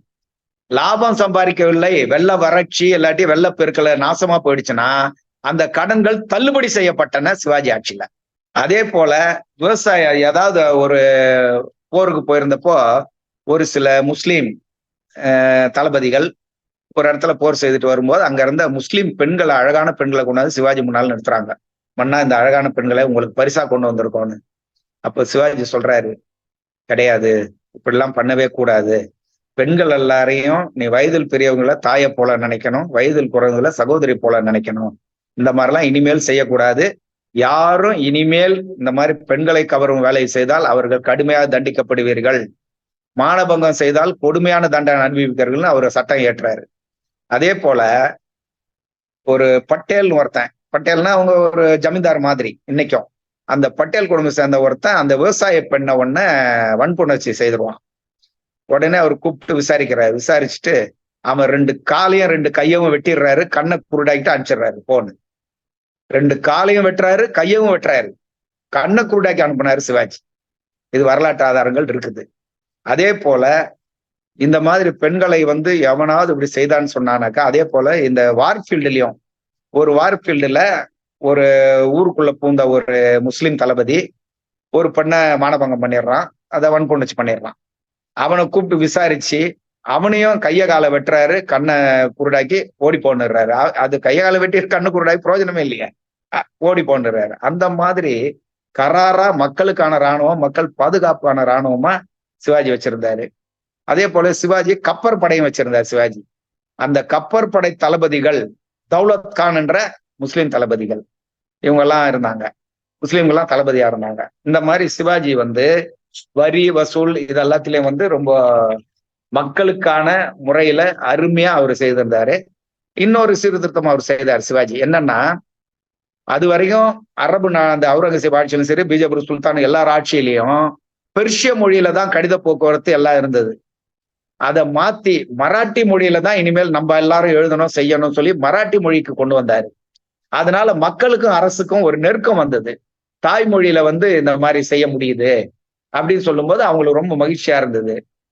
அதே போல சிவாஜியை பாத்தீங்கன்னு சொன்னா அந்த படையில புரிந்தவங்களும் சரி எல்லாம் இது பண்றாங்க. அப்புறம் பிராமணர்கள் அவர் ரொம்ப வேண்டப்பட்டவர் சொல்றாங்கல்ல, அப்படிலாம் எதுவும் கிடையாது. அதுக்கு எடுத்துக்காட்டா பாத்தீங்கன்னா, சிவாஜி முடிசூட்டு விழா நடத்தணும்னு சொல்றாரு. அதாவது அவர் நிறைய நிலப்பகுதியில பிடிச்சி கோட்டைகளை பிடிச்சிட்ட பிறகு மன்னராக நான் முடிசூட்டணும்னு சொல்லும் போது மகாராஷ்டிரால இருந்த எந்த பிராமணனும் ஒத்துக்கவில்லை. ஏன்னு கேட்டா, நீ சத்திரியன் கிடையாது, நீ சூத்திரன், சூத்திரர்களுக்கு முடிசூட்டும் பழக்கம் கிடையாது, அவங்களுக்கு தகுதி கிடையாதுன்னு சொல்றாங்க. அப்போ சிவாஜிக்கு ரொம்ப கோபம் வருது. இவ்வளவு நாள் நம்ம கூட இருந்தானுங்க, எல்லாம் சாப்பிட்டானுங்க செஞ்சானுங்க, இப்போ முடிசூட்டு விழால இப்படி சொல்றாங்களா சொல்லி உள்ளுக்குள்ள ஒரு கோபம் வருது. அப்போ அவர் என்ன பண்றாரு, சரி நீங்களாம் யாரு, நீங்கெல்லாம் கோயில்ல ஓதுறது வேலை செய்யறது தானே உங்க வேலை அப்படின்னு சொல்லிட்டு ஏராளமான பிராமண அதிகாரிகளை பதவி நீக்கம் செய்து துரத்துறாரு. ஓடி போங்கடா, போய் கோயில்ல மணி ஆட்டுங்க, அதெல்லாம் பண்ணுங்க, வேதம் சொல்லுங்க, கற்றுக்கோங்க, நீங்க அரசு வேலைக்கு தேவையில்ல அப்படின்னு துரத்தி விட்டுறாரு வெளியே நிறைய பிராமணர்களை. அது அவங்களுக்கு இன்னும் மேலும் கோபத்தை உண்டு பண்ணுது. அவர் முடிச்சுட்டு நடத்த மாட்டோம்னு சொல்றாங்க. ஆனா ஒரு சில பிராமணர்கள், அவர் கூடவே ரொம்ப காலம் இருந்த ஒரு சில பிராமணர்கள் சிவாஜி கூட இருக்கிறாங்க. அவங்க என்ன சொல்றாங்கன்னா, சரி, ஏன்னா அவங்களோட வாழ்க்கை அவங்களோட பின்னி இருக்கு சிவாஜியோட. அதனால அவங்க என்ன சொல்றாங்க, ஒரு சில பிராமணர், ஒரு வெகு சிலர், நீங்க ஒண்ணும் கவலைப்படாதீங்க சிவாஜி, நாங்க காசிக்கு போறோம், காசியில இருந்து ஒரு பெரிய வேத விற்பனர் கூட்டிட்டு நான் உங்களுக்கு பண்ணி வைக்கிறோம்னு சொல்றாங்க. உடனே அவர் சரின்னு சொல்லிடுறாரு. காசிக்கு போறாங்க. காகபட்டர் அப்படின்னு ஒரு பெரிய வேத விற்பனர் கூட்டிட்டு வராங்க. கூப்பிட்டு சிவாஜிக்கு இது பட்டாபிஷேகம் பண்றாங்க, சத்திரியனா ஆக்கிறதுக்கு ஒரு பூஜை பண்றாங்க, இன்னொரு தீட்டு கழிக்கிறாங்க, என்னென்னமோ செய்து பல கோடி ரூபாய் செலவு செய்யப்படுது. அதுதான் நம்ம கவனிக்கணும். 400 பிராமணர்கள் உட்கார்ந்து அந்த இதை செய்யறாங்க, அந்த பட்டாபிஷேக விழாவை செய்து பல கோடி ரூபாய் செலவு பண்ண பிறகு நீ சத்ரபதி அப்படின்னு சொல்லி முடிசூட்டுறாரு அந்த காகபட்டர். அதுக்கப்புறம் அவர் மன்னர் ஆயிடுறாரு சத்ரபதி சிவாஜின்னு. அவரு பொண்ணும் பொருளும் வாரிக்கின்னு காகபட்டர் காசிக்கு போயிட்டாரு. ஆனா இங்க இருந்த பிராமணர்களுக்கு ரொம்ப கஷ்டமா போச்சு. என்னடா அது, யாரோ ஒருத்தன் வந்து பண்ணிட்டான், நமக்கு அசிங்கமா போச்சே, என்ன பண்றதுன்னு சொல்லிட்டு காம்ப்ரமைஸ்க்கு வராங்க. இல்ல அவர் பண்ணது வந்து சரியில்லை, அது வந்து முறைப்படி ஏத்துக்க முடியாது, என்கிட்ட நாங்க வேணா பண்ணி வச்சிடறோம், பரவாயில்ல, உன்னை இதே மாதிரி தீட்டு கழிப்பெல்லாம் பண்ணி நாங்க செய்யறோம் சொல்லி மீண்டும் ஒரு பட்டாபிஷேகம். இதுலயும் ஏராளமான பணம் செலவாகுது, பல கோடிகளை இழக்கிறார் சிவாஜி. கிட்டத்தட்ட அவர் கஜானா காலி ஆகி போச்சுன்னு சொல்றாங்க. அந்த அளவு பணங்களை, குதிரைகள், தங்கம், வெள்ளி எல்லாம் ஏராளமான ஆயிரக்கணக்கான பிராமணர்கள் பரிசு கொடுக்கணுமா, அதுக்கு கொடுத்து இந்த மாதிரி செலவு செய்து அவரு கஜானா காலியா போச்சு. அப்ப அவரு உணர்றாரு நல்லா, இந்த பிராமணர்கள் எல்லாம் புடுங்கி தின்றதுக்காக இருக்கிறானுங்க, இவங்க உண்மையிலேயே நமக்காக இல்ல, மக்கள் எல்லாம் தான் நமக்காக இருக்கிறாங்க அப்படின்றதெல்லாம் கவனிக்கிறாரு அவரு. கவனிச்சு இந்த ஆட்சி முறையெல்லாம் விவசாயிகளுக்கு ஏற்ப, விவசாய மக்களுக்கு ஏற்ப, சிறு மக்களுக்கு ஏற்ப, ஒடுக்கப்பட்ட மக்களுக்கு ஏற்ப அந்த ஆட்சிகள்லாம் மாத்தி அமைக்கிறாரு. இந்த மாதிரி சிவாஜியை பாத்தீங்கன்னு சொன்னாக்கா முழுக்க முழுக்க பிராமணர்களுக்கு எதிரானவராகவும், பிராமணிசத்தை ஆதரிக்காதவராகவும், ஒடுக்கப்பட்ட மக்களுக்கு ஆதரவானவராகவும் தான் அவர் இருந்திருக்காரு. அதே போல அவரு போர்க்களத்துல போர் செய்யும் போது உபச்சாரிகள்லாம் கூட்டம் வரக்கூடாது, அந்த தவறுகள்லாம் செய்யக்கூடாது அப்படின்னு சொல்லி தடை விதிக்கிறாரு. அதே மாதிரி பெண்களுக்கு மரியாதை கொடுக்கணும்னு சொல்றாரு. இந்த மாதிரிலாம் அவர் வந்து சிறப்பான முறையில செய்திருந்தாரு. ஆனா அவர் கடைசியில பாத்தீங்கன்னு சொன்னாக்கா, அதாவது 30ல பிறந்தாரு, 50 வயதுல அவர் உடல் நல பலகீனமுற்று தான் அவர் இறந்து போறாரு. ஆனா அதுக்கு முன்னால இந்த ராஜா ஜெய்சிங்னு படையெடுத்து வந்தாரு இல்லையா, அந்த ஒரு விஷயத்த சொல்லணும். சிவாஜியை கைது பண்ணி ஆக்ரா கூட்டு போறதுக்கு. அப்ப அந்த பிராமண கும்பல் ஒண்ணு சொல்லுது ராஜா ஜெய்சிங் கிட்ட, நீங்க வந்து பிராமணர் கோடி அர்ச்சனை பண்ணாதான் சிவாஜியை நீங்க பிடிக்க முடியும், கோடி அர்ச்சனை பண்ணலன்னா பிடிக்க முடியாதுன்னு ஏற்கனவே சொல்றாங்க. அது மாதிரி ராஜா ஜெய்சிங் கூட ஏராளமான கோடி அர்ச்சனை செய்து யாகம் பண்ணி பசு குசுலாம் கொடுத்து கிட்டத்தட்ட 2 கோடி ரூபாய் செலவு பண்ணி தான் அந்த பூஜையை நடத்தியிருக்காரு. அப்படியும் ஏமாத்தி அவங்க 2 கோடி ரூபாய் ராஜா ஜெய்சிங் கிட்ட தான் சம்பாரிச்சிருக்காங்க. அதெல்லாம் சிவாஜி கவனிக்கிறாரு முன்னாலேயே. கவனிச்சு இந்த மாதிரி பாத்தீங்கன்னா, இந்த சிவாஜி என்பவர் உண்மையிலேயே ஒடுக்கப்பட்ட மக்களுக்கும் ஏழை எளிய விவசாயிகளுக்குமான மக்களுக்காக தலைவனா தான் இருந்திருக்காரே தவிர இந்து மன்னனாகவோ இந்துத்துவாவுக்காகவோ பிராமணருக்காகவோ அவர் இல்லவே இல்லை என்பது இந்த புத்தகத்தின் மூலம் நமக்கு ரொம்ப தெளிவா நம்ம புரிஞ்சுக்க முடியும். அதே போல அவரோட படையில 10,000 பேர் கொண்ட முஸ்லீம், 20,000 பேர் இந்துக்கள் இருந்தாங்க. கப்பற்படை தளபதிகள்லாம் முஸ்லீம்கள், இந்து பீரங்கி படை தளபதிகள் முஸ்லீம்களா இருந்தாங்க. எல்லாருமே உயிரை கொடுத்து அவரை காப்பாத்தினாங்க, போராடினாங்க. இதுதான் உண்மையிலேயே சொல்ல போனா சிவாஜியோடைய வரலாறு. மறைக்கப்பட்ட விஷயங்கள்னு சொல்லும்போது இவ்வளவுதான் வருது. மற்றபடி அவரோட வரலாறுன்னு எடுத்தா எக்கச்சக்கமா வரும். அது எல்லாரும் உங்களுக்கு தெரிஞ்சதுதான். மறைக்கப்பட்ட விஷயங்கள் இதுதான் சத்ரபதி சிவாஜி தான் அவுரங்கசீப்பானது. இதோட என்னோட உரையை முடித்துக் கொள்கிறேன். தோழர், நான் வந்துட்டேன். சொல்லுங்க. அன்பு தோழர்களே, ஒரு சிறப்பான மறைக்கப்பட்ட வரலாறு என்ற தலைப்பில் அருமை தோழர் டாக்டர் அனந்தகுமார் அவர்கள் மிக சிறப்பான உரையாற்றி இருக்கிறார். மறைக்கப்பட்ட வரலாறு அவுரங்கசீப்பை பற்றியது என்று இல்லாமல் சத்ரபதி சிவாஜியின் வரலாறையும் 2 மறைக்கப்பட்ட வரலாறுகளை பற்றி இன்றைய தினம் நம்மிடையே எடுத்து சொல்லியிருக்கிறார். மிக சிறப்பான வகுப்பாக இருந்திருக்கிறது. மத மாத்திரியங்களுக்கு அப்பாற்பட்டு 2 மன்னர்களுமே செயல்பட்டு இருக்கிறார்கள் என்பது இதன் மூலமாக நமக்கு புரிந்து கொள்ள முடிகிறது. இந்த வகுப்பு தொடர்பாக நமது தோழர்கள் இருக்கின்ற சந்தேகங்களை இப்போது ஒருவராக நீங்களாகவே முன்வந்து கேட்கலாம்.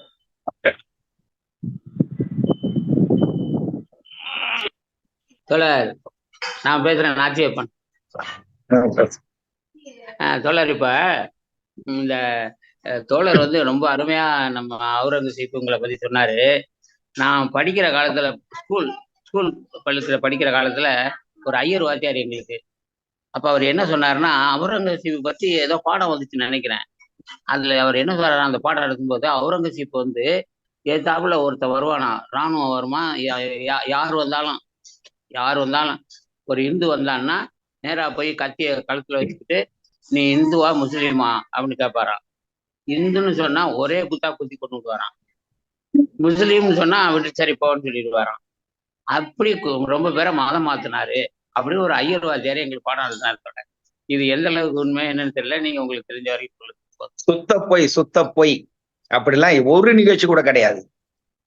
அவர் ஒரு நிகழ்ச்சி கூட அப்படிலாம் கிடையாது. கத்தியில வச்சு மதம் மாத்தினதா கிடையாது. என்ன ஒரு நடந்திருக்குன்னா, சில ராஜபுத்திர சீக்கியர்கள் அவர் சண்டை நடக்கும்போது சில சீக்கியர்களை கைது பண்றாங்க. சண்டையில தளபதிகளை கைது பண்ணும்போது அவர் ஒரு ஆப்ஷன் கொடுக்கறாரு. நீ இஸ்லாத்துக்கு மாறினால் உன்னை உயிரோட விட்டுறேன், தளபதியா நானே வச்சுக்கிறேன், இல்லைனாக்கா நீ சிறைக்கு போகணும் அல்லது குற்றங்களுக்கு ஏற்ப மரணத்தை சந்திக்கணும்ன்றது அவர் வைக்கிறது உண்மை. ஆனா அது எப்படின்னா, கைது செய்யப்பட்ட எதிரி நாட்டு தளபதிகளுக்கு தான் அது. ரோட்ல வர்றவங்க எல்லாம் கிடையாது. என்ன எதிரி நாட்டு தளபதி, ஏன்னா எதிரி நாட்டு தளபதி கொண்டுடுவாங்க. அது இயல்பா எல்லா மன்னர்களும் செய்யறது. இப்போ எடுத்துக்காட்டு பாத்தீங்கன்னா, முகமது கோரி பிருத்திவிராஜ் சௌகான் கிட்ட சண்டை நடக்குது. அப்ப பிருத்திவிராஜ் சௌகான கைது பண்றாங்க. கைது பண்ண போர்க்காலத்துல அங்கேயே தலையை சீவிடுறாங்க. அந்த மாதிரி நிறைய மன்னர்கள் எல்லாம் கொண்டுடுவாங்க, தளபதிகளையும் கொண்டுடுவாங்க. அவுரங்கசீப் ஒரு வாய்ப்பு கொடுக்குறாரு. நீ இஸ்லாத்துக்கு மாறினா உன்னை நான் விட்டுறேன், தளபதியா கூட வச்சுக்கிறேன், மாறுறியா அப்படின்னு கேக்குறாரு. இல்லைன்னாக்கா அது சிறைக்கு போவதா மரண தண்டனை. அது எதிரி நாட்டு போர் தளபதிகளுக்கு தான். அது வர்றவங்களுக்கு எல்லாம் கிடையவே கிடையாது. சுத்த பொய். அது பொதுமக்களுக்கு கிடையவே கிடையாது. வேறு யாரும் கருத்து கேட்கறதுனா கேட்கலாம். வினாக்களை எதுவா யாரா இருந்தாலும் கேளுங்க. தோழர், இப்போ அந்த அண்ணா அந்த சிவாஜி கண்ட இந்துராஜ்யம்னு ஒண்ணு எழுதியிருக்கு, நாடகம் போட்டாங்களா, அது எப்படி தோழர்? சிவாஜி கண்ட இந்து ராஜ்யம் அண்ணாதுரை போட்ட நாடகங்களா? ஆமா ஆமா. அது ஆக்சுவலா நான் பார்க்கல, அந்த புக்கு நான் படிக்கல அது. ஆனா பெரியார் அத பார்த்திருக்காரு. பெரியாரே பாக்குறாருன்னா அது முற்போக்காக போடப்பட்ட நாடகமா தான் இருக்கணும். ஆனா அது நான் பார்க்கல, அந்த சம்பந்தமான புக்கை நான் படிக்கல உண்மையிலேயே. அதான் சிவாஜி கண்ட இந்துராஜ்யம்னு போட எழுதியிருக்காங்களே, நானும் பார்க்கல. பெரியார் அந்த சிவாஜி கணேசன் அந்த பட்டம் கொடுத்தா சொல்லுவாங்க. ஆமா, சிவாஜி கணேசன், வி.சி. கணேசன், விழுப்புரம் சின்னசாமி கணேசன்றவருக்கு சிவாஜியின் பட்டம் கொடுத்தது அங்கதான். அதுல தான் அவர் சிவாஜி கணேசனா சொல்லப்படுறாரு. ஆனா அது உண்மையில நான் படிக்கல தோழர், அது கிடைக்கல. நான்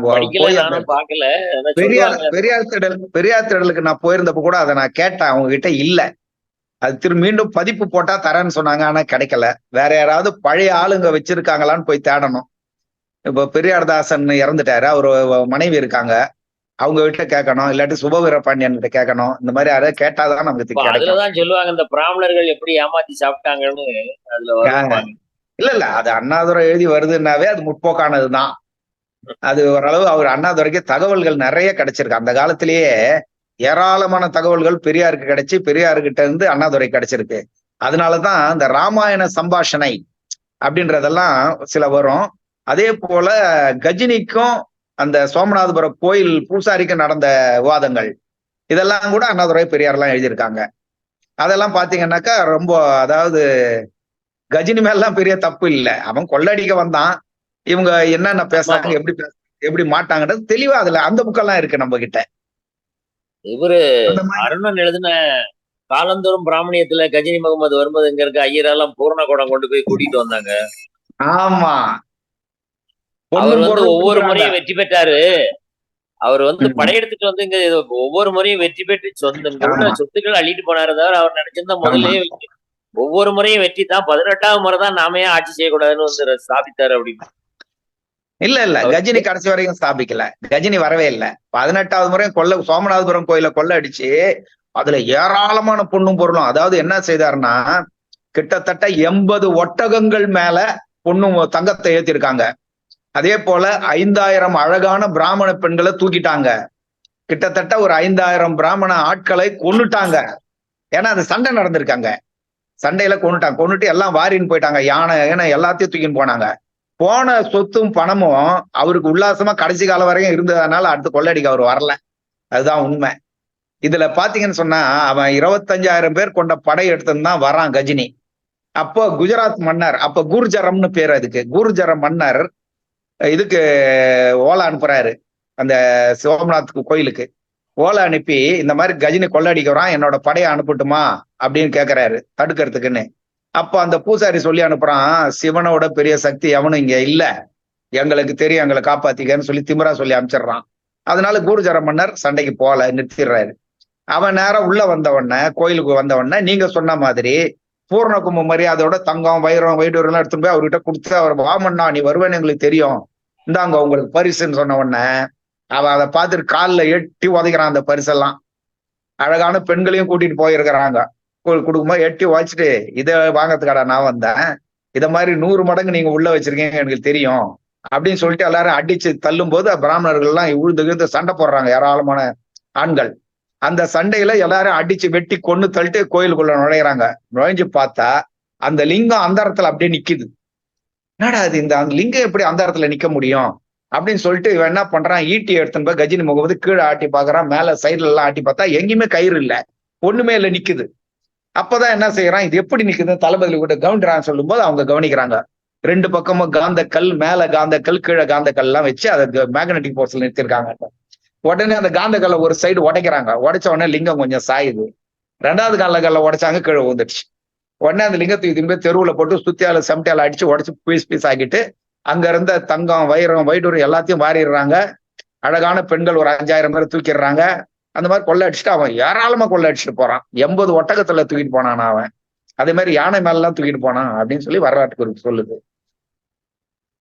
இந்த மாதிரி அவங்க அந்த இடத்துல நிக்க வச்சுதான் அதை ஏமாத்திருக்காங்க மக்களை, காந்த புலன் காந்த கல்லை வச்சு. இது சோமநாத கோயிலோட கடைசி தாக்குதல்.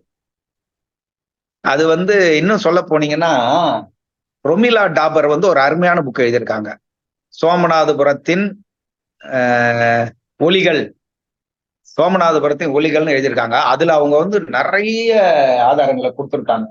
இந்த புக் இருக்கு. அதுல பாத்தீங்கன்னா சோமநாதபுரம் கோயில் அதை இடிச்ச பிறகு கூட, அதுக்கு முன்னால கூட முஸ்லிம்கள் இடம் கொடுத்து இந்து கோயில் கட்டின கோயில்கள் சுத்து வட்டாரத்துல இருக்குது.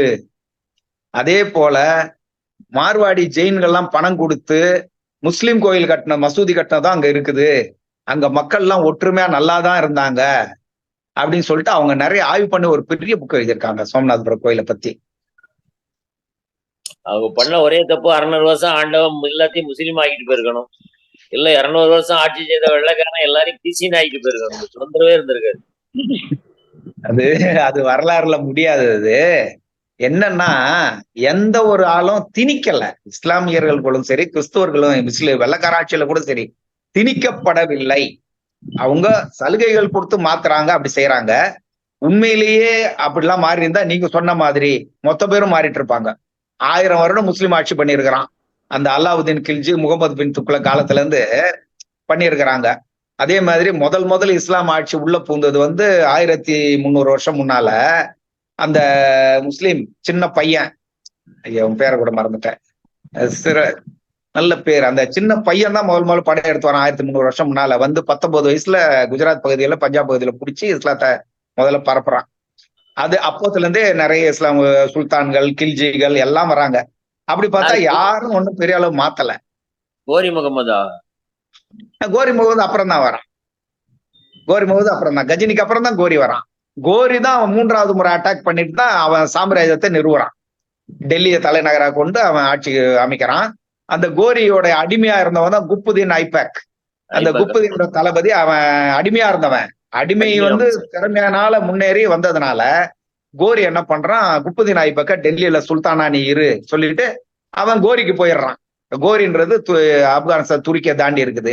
இதுல ஒரு விஷயம் என்னன்னு கேட்டீங்கன்னா, கஜினி என்ற நகர்ல இருந்து வந்த முகமது தான் கஜினி முகமது, கோரி என்ற ஊர்ல இருந்து வந்த முகமது தான் கோரி முகமது. வித்தியாசத்துக்காக நம்ம வச்ச பேரு, அவங்களோட உண்மையான பேரு வெறும் முகமது தான். கோரி என்ற ஊர்ல அப்துல் கலாம், முர்மு, அவர் பேர் என்ன, கோவிந்த் பன்சார், இவங்களால அடிமைகள். ஆமா, எங்க அவர் மாலிகாபூர், இங்க அவர் பேர் என்ன, அவுரங்கசீப்ல மாலிகாபூரா? மாலிகாபூர். அவன் அல்லாவுதீன் அவரும் இவரு திருநங்கை கொள்கு. ஆமா ஆமா, ராமேஸ்வரம் வரைக்கும் வந்துடுறாரு. அதாவது ஆமா, அதாவது அல்லாவுதீன் கில்ஜியுடைய அடிமையா இருந்தவன் மாலிகாப்பூர், அவன் ஒரு திருநங்கை. அவன் தன்னோட திறமையினால ஆமா, அசோகர் கூட நர்மதை நதியோட நின்று போயிட்டாரு. இவரு ராமேஸ்வரம் வரைக்கும் வந்துட்டாருமாங்க. அவுரங்கசீப் தான் இந்தியாவை பெரும்பகுதி ஆண்டதுமாங்க. இல்ல, அசோகருடைய வரலாற நம்ம ஒரு நாளுக்கு வைக்கலாம். என்னன்னா, அசோகர் வந்து வட இந்தியா ஃபுல்லா கைப்பற்றி கலிங்கத்தையும் கைப்பற்றி, கலிங்க போருக்கு அப்புறம் அவர் போர் செய்யலன்னு சொல்றாங்க. அது உண்மை கிடையாது. கலிங்க போர்ல அவருக்கு நிறைய அனுபவம் கிடைக்குது. கலிங்கத்தை கைப்பற்றின பிறகுதான் தென்னிந்தியாவுக்குள்ள நுழைகிறாரு. தென்னிந்தியாவுள்ள நுழையும் போது அப்ப வந்து சேர சோழ பாண்டியர்கள், வேலியர்கள், நன்னன் போன்றவங்க எல்லாம் இருந்தாங்க. தெலுங்கு மொழியோ கன்னட மொழியோ மலையாள மொழியோ அப்ப கிடையாது. முழுக்க முழுக்க தென்னிந்தியால தமிழர்கள். அப்படி இருக்கும்போது அந்த தமிழ் மன்னன் இளஞ்சேட் சென்னின்னு சோழ மன்னன் ஒருத்தர் தான். அந்த சோழ மன்னன், அதான் இளஞ்சேட் சென்னா கரிகாலனோட அப்பா இல்ல, அவர் அதுக்கு 300 வருஷம் முன்னால இருந்தவர். அசோகர் காலத்துல 2300 வருஷம் முன்னால் இருந்த அந்த இளஞ்சேட் சென்னி தென்னிந்திய தமிழ் படைகள்லாம் ஒருங்கிணைச்சு அசோகன் படையை 3 முறை தோக்கடிச்சு துரத்தி அடிக்கிறாரு. அந்த வரலாறு இருக்குது.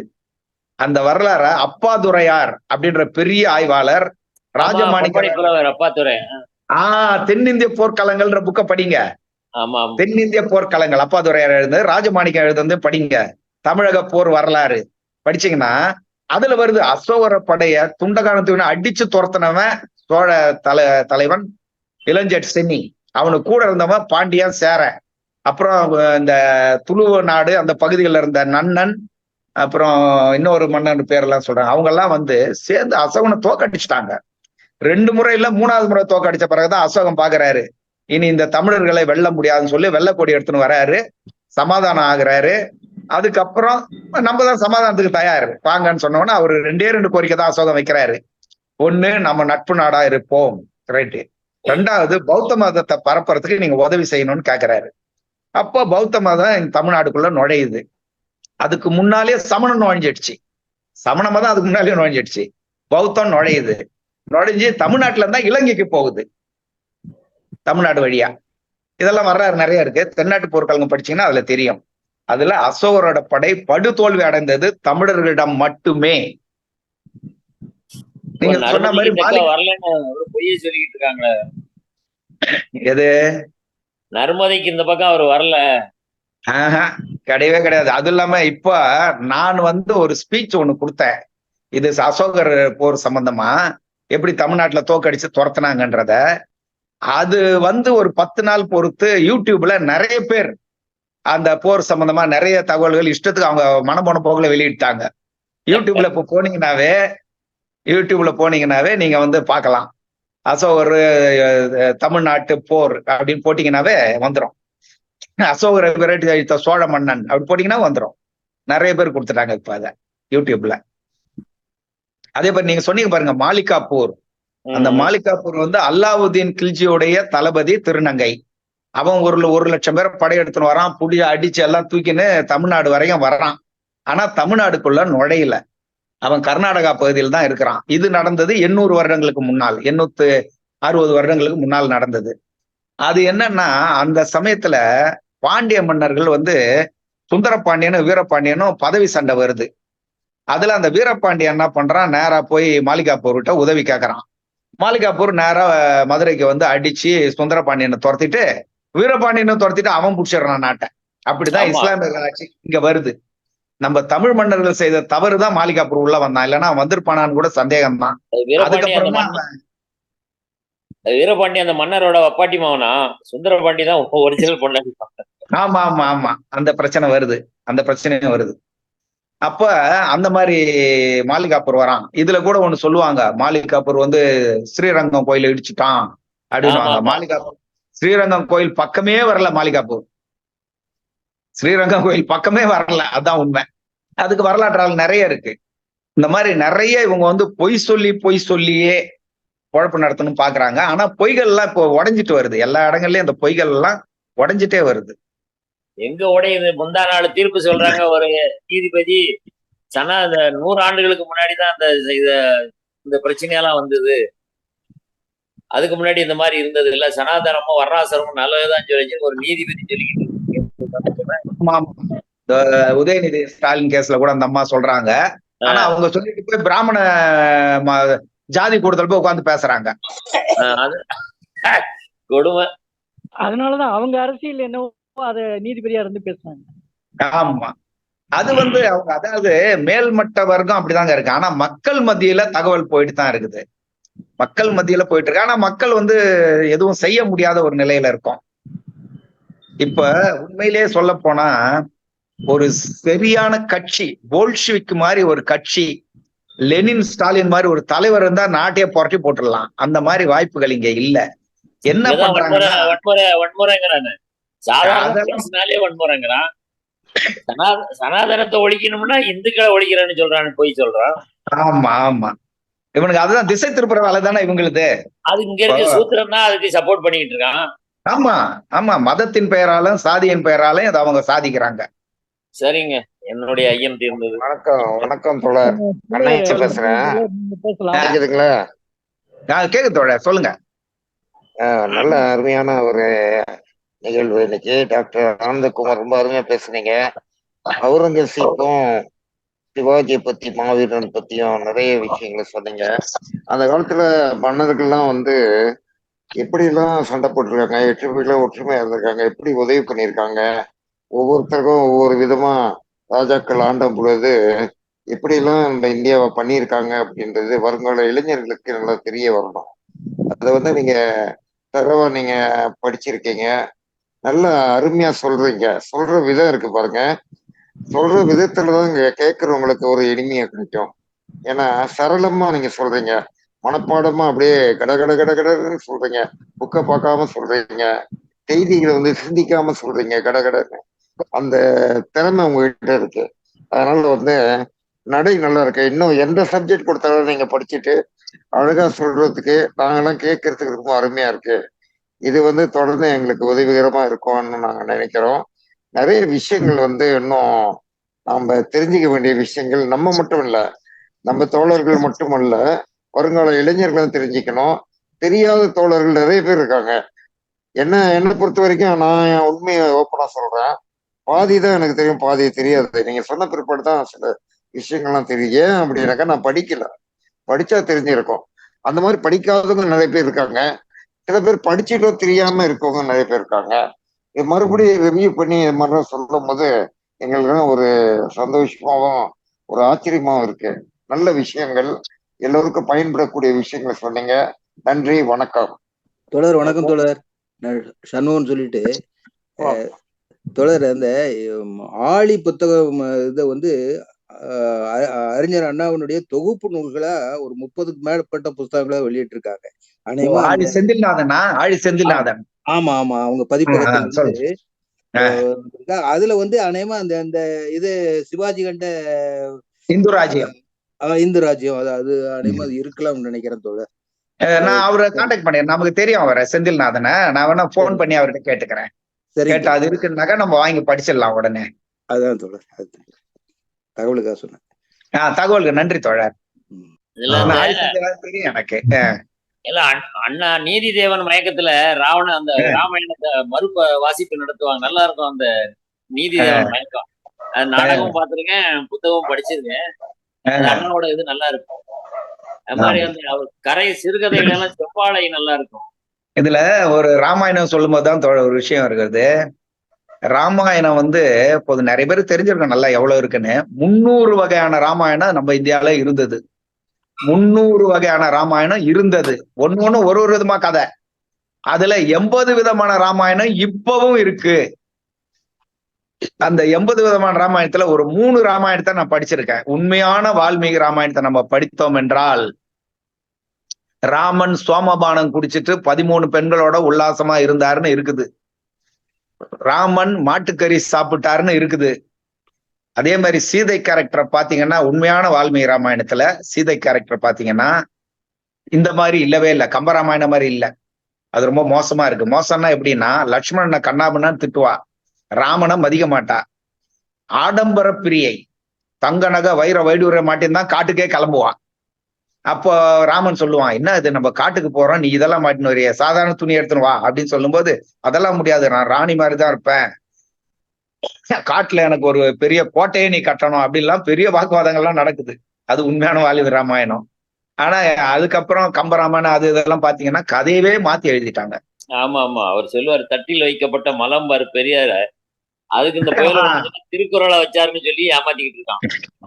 திருக்குறளை பத்தி கம்பராமாயண பத்தி தான் சொன்னது, தட்டில் வைக்கப்பட்ட மலம்னு. இவன் என்ன சொன்னா திருக்குறளை வச்ச மலம்னு சொன்னாருன்னு சொல்லிக்கிட்டு அலையெல்லாம் பொய்ய திரும்ப திரும்ப சொல்லி. அதே மாதிரிதான் சொல்லுவானுங்க.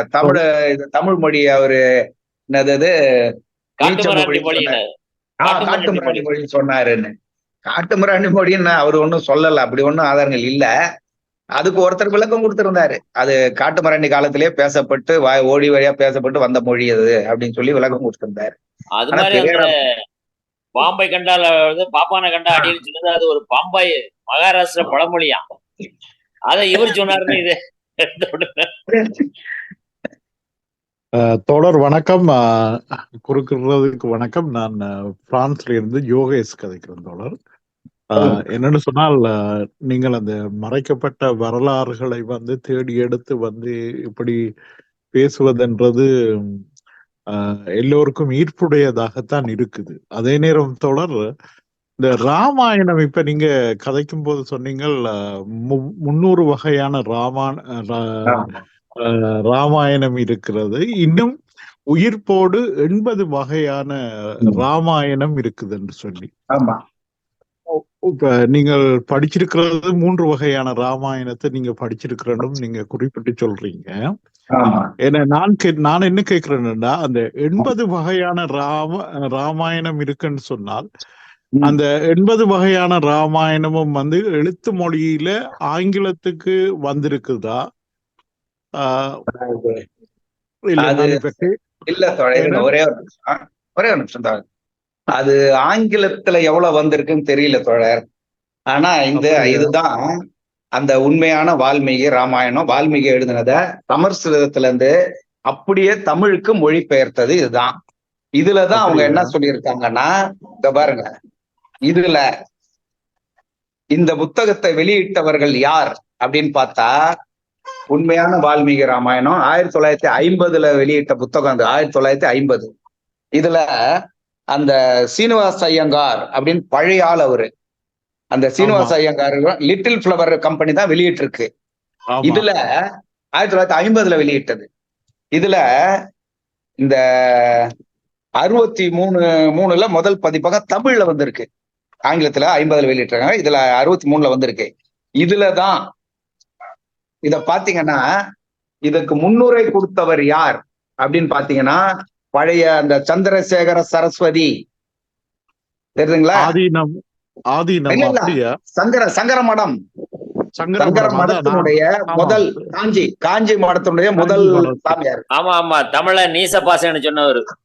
அவரேதான். அவருதான் முன்னுரை கொடுத்திருக்காரு, வாழ்த்தை கொடுத்திருக்காரு. அதுக்கப்புறம் பாத்தீங்கன்னா பெரிய பெரிய பிராமண பெரியவர்கள்லாம் இதுக்கு முன்னுரை கொடுத்திருக்காங்க. இந்த புக்கில் தான் போட்டிருக்கு 300 வகையான ராமாயணம் இருந்தது, 80 வகையான ராமாயணம் இப்பவும் இருக்குதுன்னு கொடுத்திருக்காங்க. இந்த ராமாயணத்துலதான் ராமர் மாட்டுக்கறி சாப்பிட்டாரு, 13 பெண்களோட இருந்தாரு, சீதை எப்படி எல்லாம் திட்டினாங்க, சண்டை போட்டாங்கன்றதெல்லாம் இதுலதான் இருக்கு. ஆமா, சமீபத்துல வெளியான அந்த அன்னபூரணி திரைப்படத்தில் கூட ஒரு காட்சி இருக்கிறது. அதிலே ராமாயணத்துல அந்த சமஸ்கிருதத்துல அவர் மொழியில சொல்லி போட்டு அதுக்கு விளக்கம் சொல்லுவாரு அந்த திரைப்படத்தினுடைய. ஆமா அப்ப இருட்டடிப்பு சொல்லுங்க தோழர். அயோத்தி கூட 30 இடத்துல இருக்குதான், இதே உத்தரப்பிரதேசத்துல. ஆமா, அயோத்தி 30 இடத்துல இருக்குதான். இப்ப நாங்கள் தோழர் ஈழத்தினுடைய பெரும் பகுதியில நாங்கள் பயணித்திருக்கிறோம் தோழர். இந்த நெடுந்தீவுக்கு பக்கத்திலே ஒரு தீவு இருக்கு தோழர். அந்த தீவுல ஒரு பாதம் இருக்குது, ஒரு பெரிய பாதம். அது இப்ப கூட நம்பிக்கொண்டிருக்கு, நம்ம ராவணனுடைய பாதம் என்று சொல்லப்படுறதும். அதே மாதிரி திருகோணமலையில ராவண வெட்டு என்று சொல்லி ஒன்று இருக்குது. அந்த வாளால வெட்டினதால அந்த கல்லு இதண்டு சொல்லி ஒரு இது இருக்கு. அங்கேயும் ஒரு பாதச்சுவடு இருக்குது. இப்ப என்ன ஆமா. இதுன்னு சொன்னால் வந்து இன்றைக்கு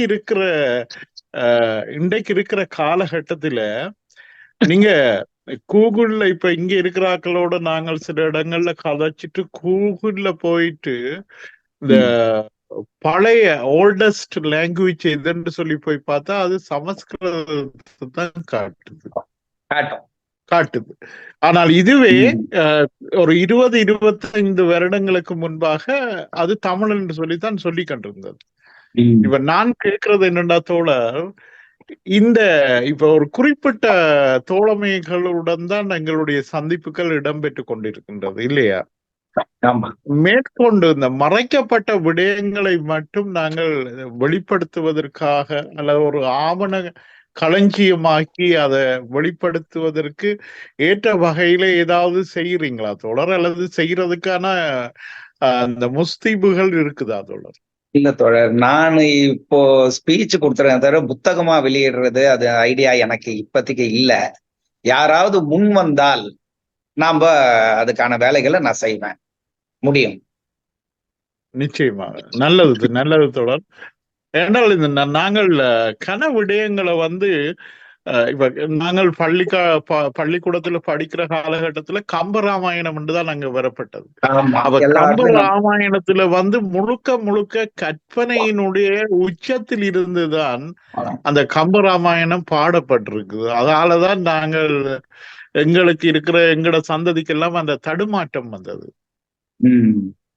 இப்ப நீங்கள் உள்ளபடி சொல்லுறீங்கள் இல்ல, வால்மீகி ராமாயணத்தை நீங்கள் படிச்சீங்களா இருந்து என்று சொன்னால் அதுல ஏற்புடைய விடயங்கள் எல்லாம் விடுபட்டு கிடக்குது என்று சொல்லி நிறைய விடயங்கள் சம்பந்தம் இல்லாமல் இருக்குது, உண்மையே இருக்குன்னு சொல்லி. ஆமா, புத்தகங்கள் தான் சாட்சியே. அவங்க வெளியிட்ட புக்கு இது பகுத்தறியாத வெளியிடல, பிராமணர் அவ்வாளால வெளியிடப்பட்டது. சாஞ்சி சங்கராச்சாரியார் வாழ்த்துரை கொடுத்தது. அந்த புத்தகத்துல தான் எல்லாம் இருக்குது. உண்மையான வால்மீகி வந்து அவர் எழுதும் போது ராமனை வந்து ஒரு சாதாரண மனுஷனா வச்சுதான் எழுதினார், அதுதான் உண்மை. பின்னால வந்தவனுக்கு தான் அதை அப்படியே கடவுளாக்கி கம்பனை போன்றவர்கள் தான் மாபெரும் துரோகம் செய்தவங்க. அதுதான் மாபெரும் துரோகம் செய்தவங்க கம்பன் போன்றவர்கள் தான். என்ன ஒண்ணு கம்பனை ஏன் இன்னும் புடிச்சிட்டு இருக்காங்கன்னா அந்த தமிழ் வர்ணனை, தமிழ் நடை, தமிழ் மொழி வளத்துக்கு படிக்கலாம். ஆமா, ரொம்ப கற்பனை கதையா வச்சுக்க வேண்டியது, அவ்வளவுதான். மொழி வளர்த்தா அந்த மொழி வளத்துலதான் நிக்குது அது. ஆமா, இப்ப கூட நம்ம தமிழ் பாத்தீங்கன்னா பக்தி இலக்கியங்கள் வந்து தமிழை தூக்கி விட்டது. பக்தி நமக்கு இல்ல, பக்தி இலக்கியங்கள் நம்ம நம்பலனா கூட அந்த தேவாரம், திருவாசகம், நாலாயிர திவ்ய பிரபந்தங்கள்லாம் எடுத்தீங்கன்னா அந்த இனிமையான தமிழ் கேட்பதற்கு, நம்ம பக்தி இல்லைன்னா கூட இனிமையான தமிழ், அருமையான தமிழ், தீந்தமிழ் சொல்லக்கூடிய தமிழ் தான் அந்த பக்தியும் வளர்த்து விட்டுருச்சு. இந்த தமிழ் மொழி பக்தியையும் வளர்த்து விட்டுருச்சு. தமிழையும் வளர்த்தது, பக்தி தமிழை வளர்த்தது, அந்த தமிழ் பக்தியை வளர்த்து விட்டுருச்சு. அந்த மாதிரி ஒரு சூழலுக்கு போயிடுச்சு, இதுதான் உண்மை. இன்னும் ஒரு சந்தர்ப்பத்துல இந்த ராமாயணத்துல மறைக்கப்பட்ட விடயங்களை பேசுவதற்கு ஒரு சந்தர்ப்பம் கிடைத்தால் அதற்கான ஒரு வாய்ப்பை நீங்கள் ஏற்படுத்துங்க தோழர். ஏன்னால் நாங்கள் கேட்கறதுக்கு மட்டுமல்ல, இதை மற்றவர்களுக்கும் இதை நாங்கள் பகிர்றதுக்கான ஒரு சந்தர்ப்பம் எங்களுக்கு கிடைச்சிருக்குது. இப்ப அதன் ஊடாக முடிந்தது அண்ணாவோட கம்பரசத்திலே கொஞ்சம் பெரும் நிறைய வந்துரும். ஆமா, அண்ணாவுடைய அப்படியெல்லாம் இல்ல. அதாவது ஹலோ டாக்டர், சொல்லுங்க தோழர். அதாவது ராமாயணத்துல வந்து தமிழகத்துல வந்து 3 பேர்கள் எழுதியிருக்கிறாங்க. ராமாயணம் அது சங்ககிரியில எழுதியது ஜெயராம நாய்க்கா. அதே மாதிரி இவரு நம்ம கம்பனுக்கும் வால்மீகிக்கும் 1000 ஆண்டுகள் வித்தியாசம். இது ஒரு தெருக்கூத்து என்பதை கம்யூனிஸ்டுகளாகிய நாம் தெரிந்து கொள்ளலாம். பகத்சிங் அவங்க எடுத்துக்கிறான், பாரதியார் எடுத்துக்காமல் இருப்பதனால் அழைக்கப்படுது. அதுக்கு நாமளும் அந்த துரோகத்திற்கு காரணம் வரலாற்று. ஹலோ டாக்டர் தோழர் அஜய், தோழர் அஜய் நல்லா கேக்குது, பேசுங்க. அதாவது தமிழ்நாடு வால்மீகி ராமாயணத்துக்கும் இதற்கு 1000 ஆண்டை நாம தான் சொல்லணும். அது அண்ணாதுரையோ அல்லது ஸ்டாலினோ சொல்ல மாட்டான். அது நீங்க எடுத்த வகுப்பு நல்ல ஜீவா போய் சிறப்பா கப்பல் போய் பேசிட்டு வந்துடுறாரு. அதாவது அது இலக்கிய வல்லமை, நம்ம திறமையை காட்டுவது.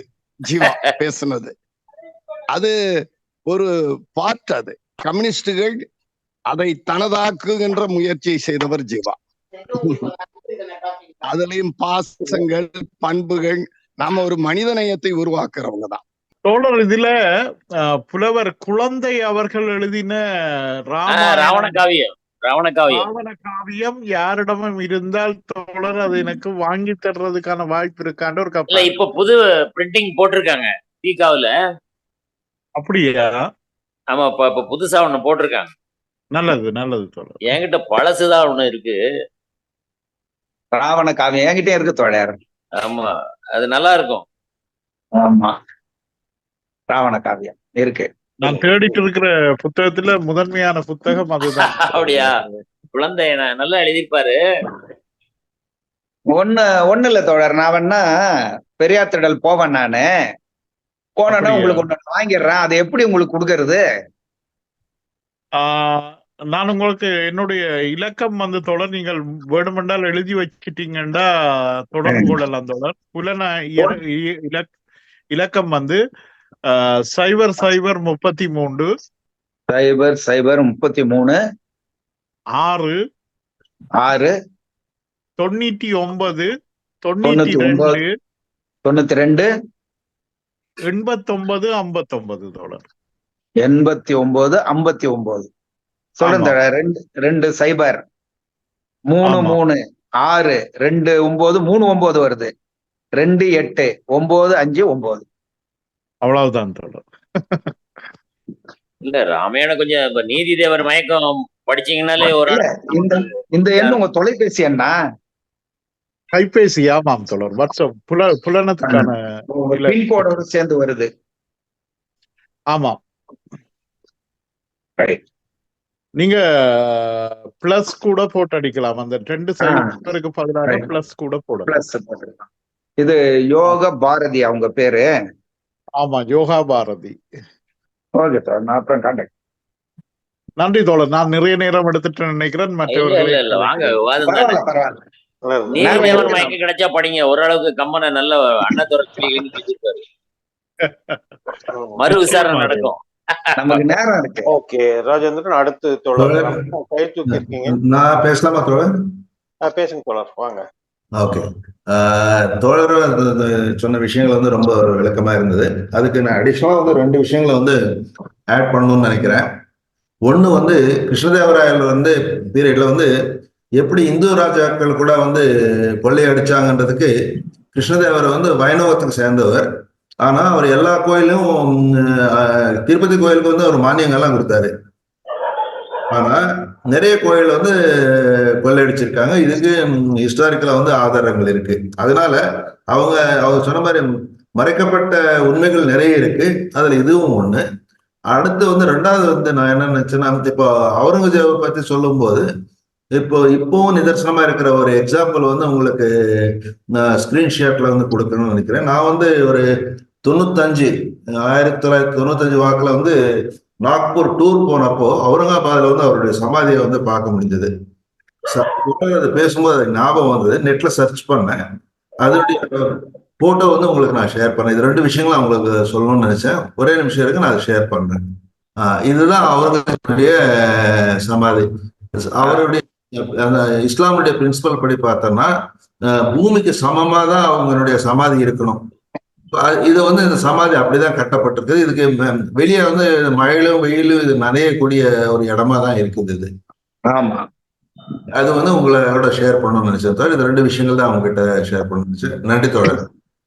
ஆமா தோழர், உண்மை. ஆமா தோழர். அதாவது அவுரங்கசீப் இறக்கும் போது அகமத் நகர்ல இறக்குறாரு. அவர் அந்த உயில் படிச்சா இல்லைங்களா, அந்த உயில் படி அவரை டெல்லிக்கெல்லாம் கூட்டிட்டு போக கூடாது, அங்கேயே இடத்துல ஓப்பன்ல போய்ச்சிட்டு போயிடுங்கன்றாரு. அவ்வளவுதான், ஆடம்பரம், மாளிகை, தோட்டங்கள் அது இதெல்லாம் வைக்க கூடாது அப்படின்னு சொல்லி அவர் உயில் படிச்சேன் இல்லைங்களா, அதுல அவர் தெளிவா சொல்றாரு. அதனாலதான் அவர் உடம்ப டெல்லிக்கு கொண்டு போல. இப்ப பாத்தீங்கன்னா பாபர், ஹுமாயூன், அக்பர் ஜஹாங்கீர், ஷாஜகான் எல்லாம் டெல்லியில புதைக்கப்பட்டிருப்பாங்க, ஆக்ரால புதைக்கப்பட்டிருப்பாங்க. ஆனா அவுரங்கசீப் மட்டும் அங்க இருக்காது. காரணம் என்னன்னா, அவர் எந்த ஆடம்பரம் எந்த செலவு எதையும் ஏத்துக்காத மன்னன். அகமது நகர்ல இறந்தாரு, அங்கேயே என்ன போயிச்சிருங்க, ஓப்பன்ல வச்சுட்டு போயினே இருங்க, ஆடம்பரமா எதையும் செய்யக்கூடாது. அதுவும் அந்த காசை கூட அவர் சொன்னாரு, இந்த காசு குல்லா தச்சு வித்த வந்த காசு, இதுல இருக்க துணியில தான் என்ன பொத்தணும், மேற்கொண்டு செலவும் பண்ணக்கூடாதுன்னு சொல்றாரு. அதனால அது சாதாரணமா இன்னைக்கு அங்கேயே இருக்கு. ஆமா தோழர், நன்றி தோழர். அகமது நகர்ன்றது பூனாக்கு பக்கத்துலயும் கொஞ்சம் தள்ளி வரும், நாக்பூர் பக்கத்துலயும். ஆமா ஆமா, டூர் போகும்போது நான் பார்த்தா அது ஞாபகம் வந்து நீங்க சொன்ன உடனே. ஆமா, இல்ல தோழர், நீங்க சொன்னது ரொம்ப சரி. நான் அது அவர் சமாதியை பத்தி நான் சொல்லல, சொல்லி இருக்கணும். உயிரை பத்தி சொன்னேன், சமாதி பத்தி சொல்லல. நீங்க சொன்னதுக்கு ரொம்ப நன்றி. நன்றி தோழர், நன்றி. அன்பு தோழர்களே, இன்றைய உரை மிக சிறப்பாக இருந்தது. அதன் மீதான விவாதம் அதை விட இன்னும் சிறப்பாக இருந்தது. இந்த பயணம் தொடரட்டும். தற்போது நம் நிகழ்ச்சியின் நிறைவு பகுதிக்கு வந்திருக்கிறோம். அருமை தோழர்களே, இன்றைய நிகழ்வு மிக சீரும் சிறப்புமாக நடைபெற்றது. டாக்டர் ஆனந்தகுமார் அவர்களுடைய உரை உண்மையிலே அனைவரையும் ஈர்க்கக்கூடிய அளவிலே இருந்தது என்பதிலே எந்தவித சந்தேகம் இல்லை. அதை வெளிப்படையாக எப்படி பார்க்கிறோம் என்று சொன்னால், நல்ல ஆழ்ந்த விவாதங்கள் பல்வேறு கோணங்களிலும் தோழர்கள் கலந்து கொண்டார்கள் என்பது மிக சிறப்பாக இருந்தது. இன்றைய நிகழ்ச்சியிலே பங்கேற்று அனைத்து விவாதங்களிலும் கலந்து கொண்ட அத்தனை தோழர்களுக்கும், வெளிநாடுகளிலிருந்து பங்கு பெற்ற தோழர் திவான், தோழர் சின்னையா, தோழர் யோகபாரதி, தோழியர் தனம் சிதம்பரநாதன் மற்றும் பல தோழர்களுக்கும் நன்றிதினை தெரிவித்து இன்றைய கூட்டம் இனிதாக முடிகிறது என்று அறிவித்து முடிக்கிறோம். அதோடு இன்னொரு அறிவிப்பு, எம்இஎல்எஸ் பயிலரங்கம், கலை இலக்கிய பெருமன்றம், நண்பர்கள் குடும்ப நற்பணி மன்றம் ஆகிய 3 அமைப்புகளும் இணைந்து மகளிர் தினத்தை 2வது கட்ட நிகழ்ச்சியாக நடத்துவதற்கு திட்டமிட்டிருக்கிறோம். அதுக்கு ஒரு கவியரங்கம், சர்வதேச பன்னாட்டு கவியரங்கம் திட்டமிடப்பட்டிருக்கிறது. அதுல லண்டனில் இருந்தும், டென்மார்க்கில் இருந்தும், சுவிட்சர்லாந்தில் இருந்தும், இலங்கையில் இருந்தும் தோழியர்கள் கலந்து கொண்டு கவிதைகளை படைக்க இருக்கிறார்கள். அதோடு மட்டுமல்ல, சென்னையிலிருந்தும், ராஜபாளையம், திருவண்ணாமலை போன்ற பகுதிகளில் இருந்து தோழியர்கள் கலந்து கொண்டு தங்களுடைய கவிதைகளை படைக்க இருக்கிறார்கள். இந்த கவிதைகள் எல்லாம் உலக ஆளுமைகளும், பெண் ஆளுமைகளை பற்றியும் தேசிய ஆளுமைகளை பற்றியும் ஆன கவிதைகள். இதிலே கலந்து கொண்டு அத்துணை தோழர்களும் சிறப்பிக்க வேண்டும் என்று தோழமுடன் கேட்டுக்கொண்டு, அந்த அறிவிப்பு ஒரு சில நாட்களில் வெளியிடப்படும் என்பதை தெரிவித்துக் கொள்கிறேன். அதைத் தொடர்ந்து வரக்கூடிய 23ஆம் தேதி எம்இஎல்எஸ் பயிலரங்கம் சார்பில் ஒரு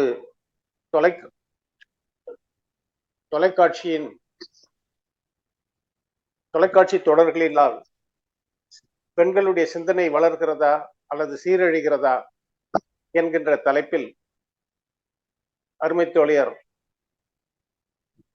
டாக்டர் அகிலா கிருஷ்ணமூர்த்தியுடைய தலைமையிலே அந்த பட்டிமன்றம் நடக்க இருக்கிறது. அதிலும் பல சிறந்த ஆளுமைகள் கலந்து கொண்டு தங்களுடைய வாதங்களை வைத்திருக்கிறார்கள். அதிலும் நீங்கள் கலந்து கொண்டு கருத்துக்களை கேட்டு மகிழலாம் என்ற தகவலை இங்கே பகிர்ந்து கொள்கிறோம்.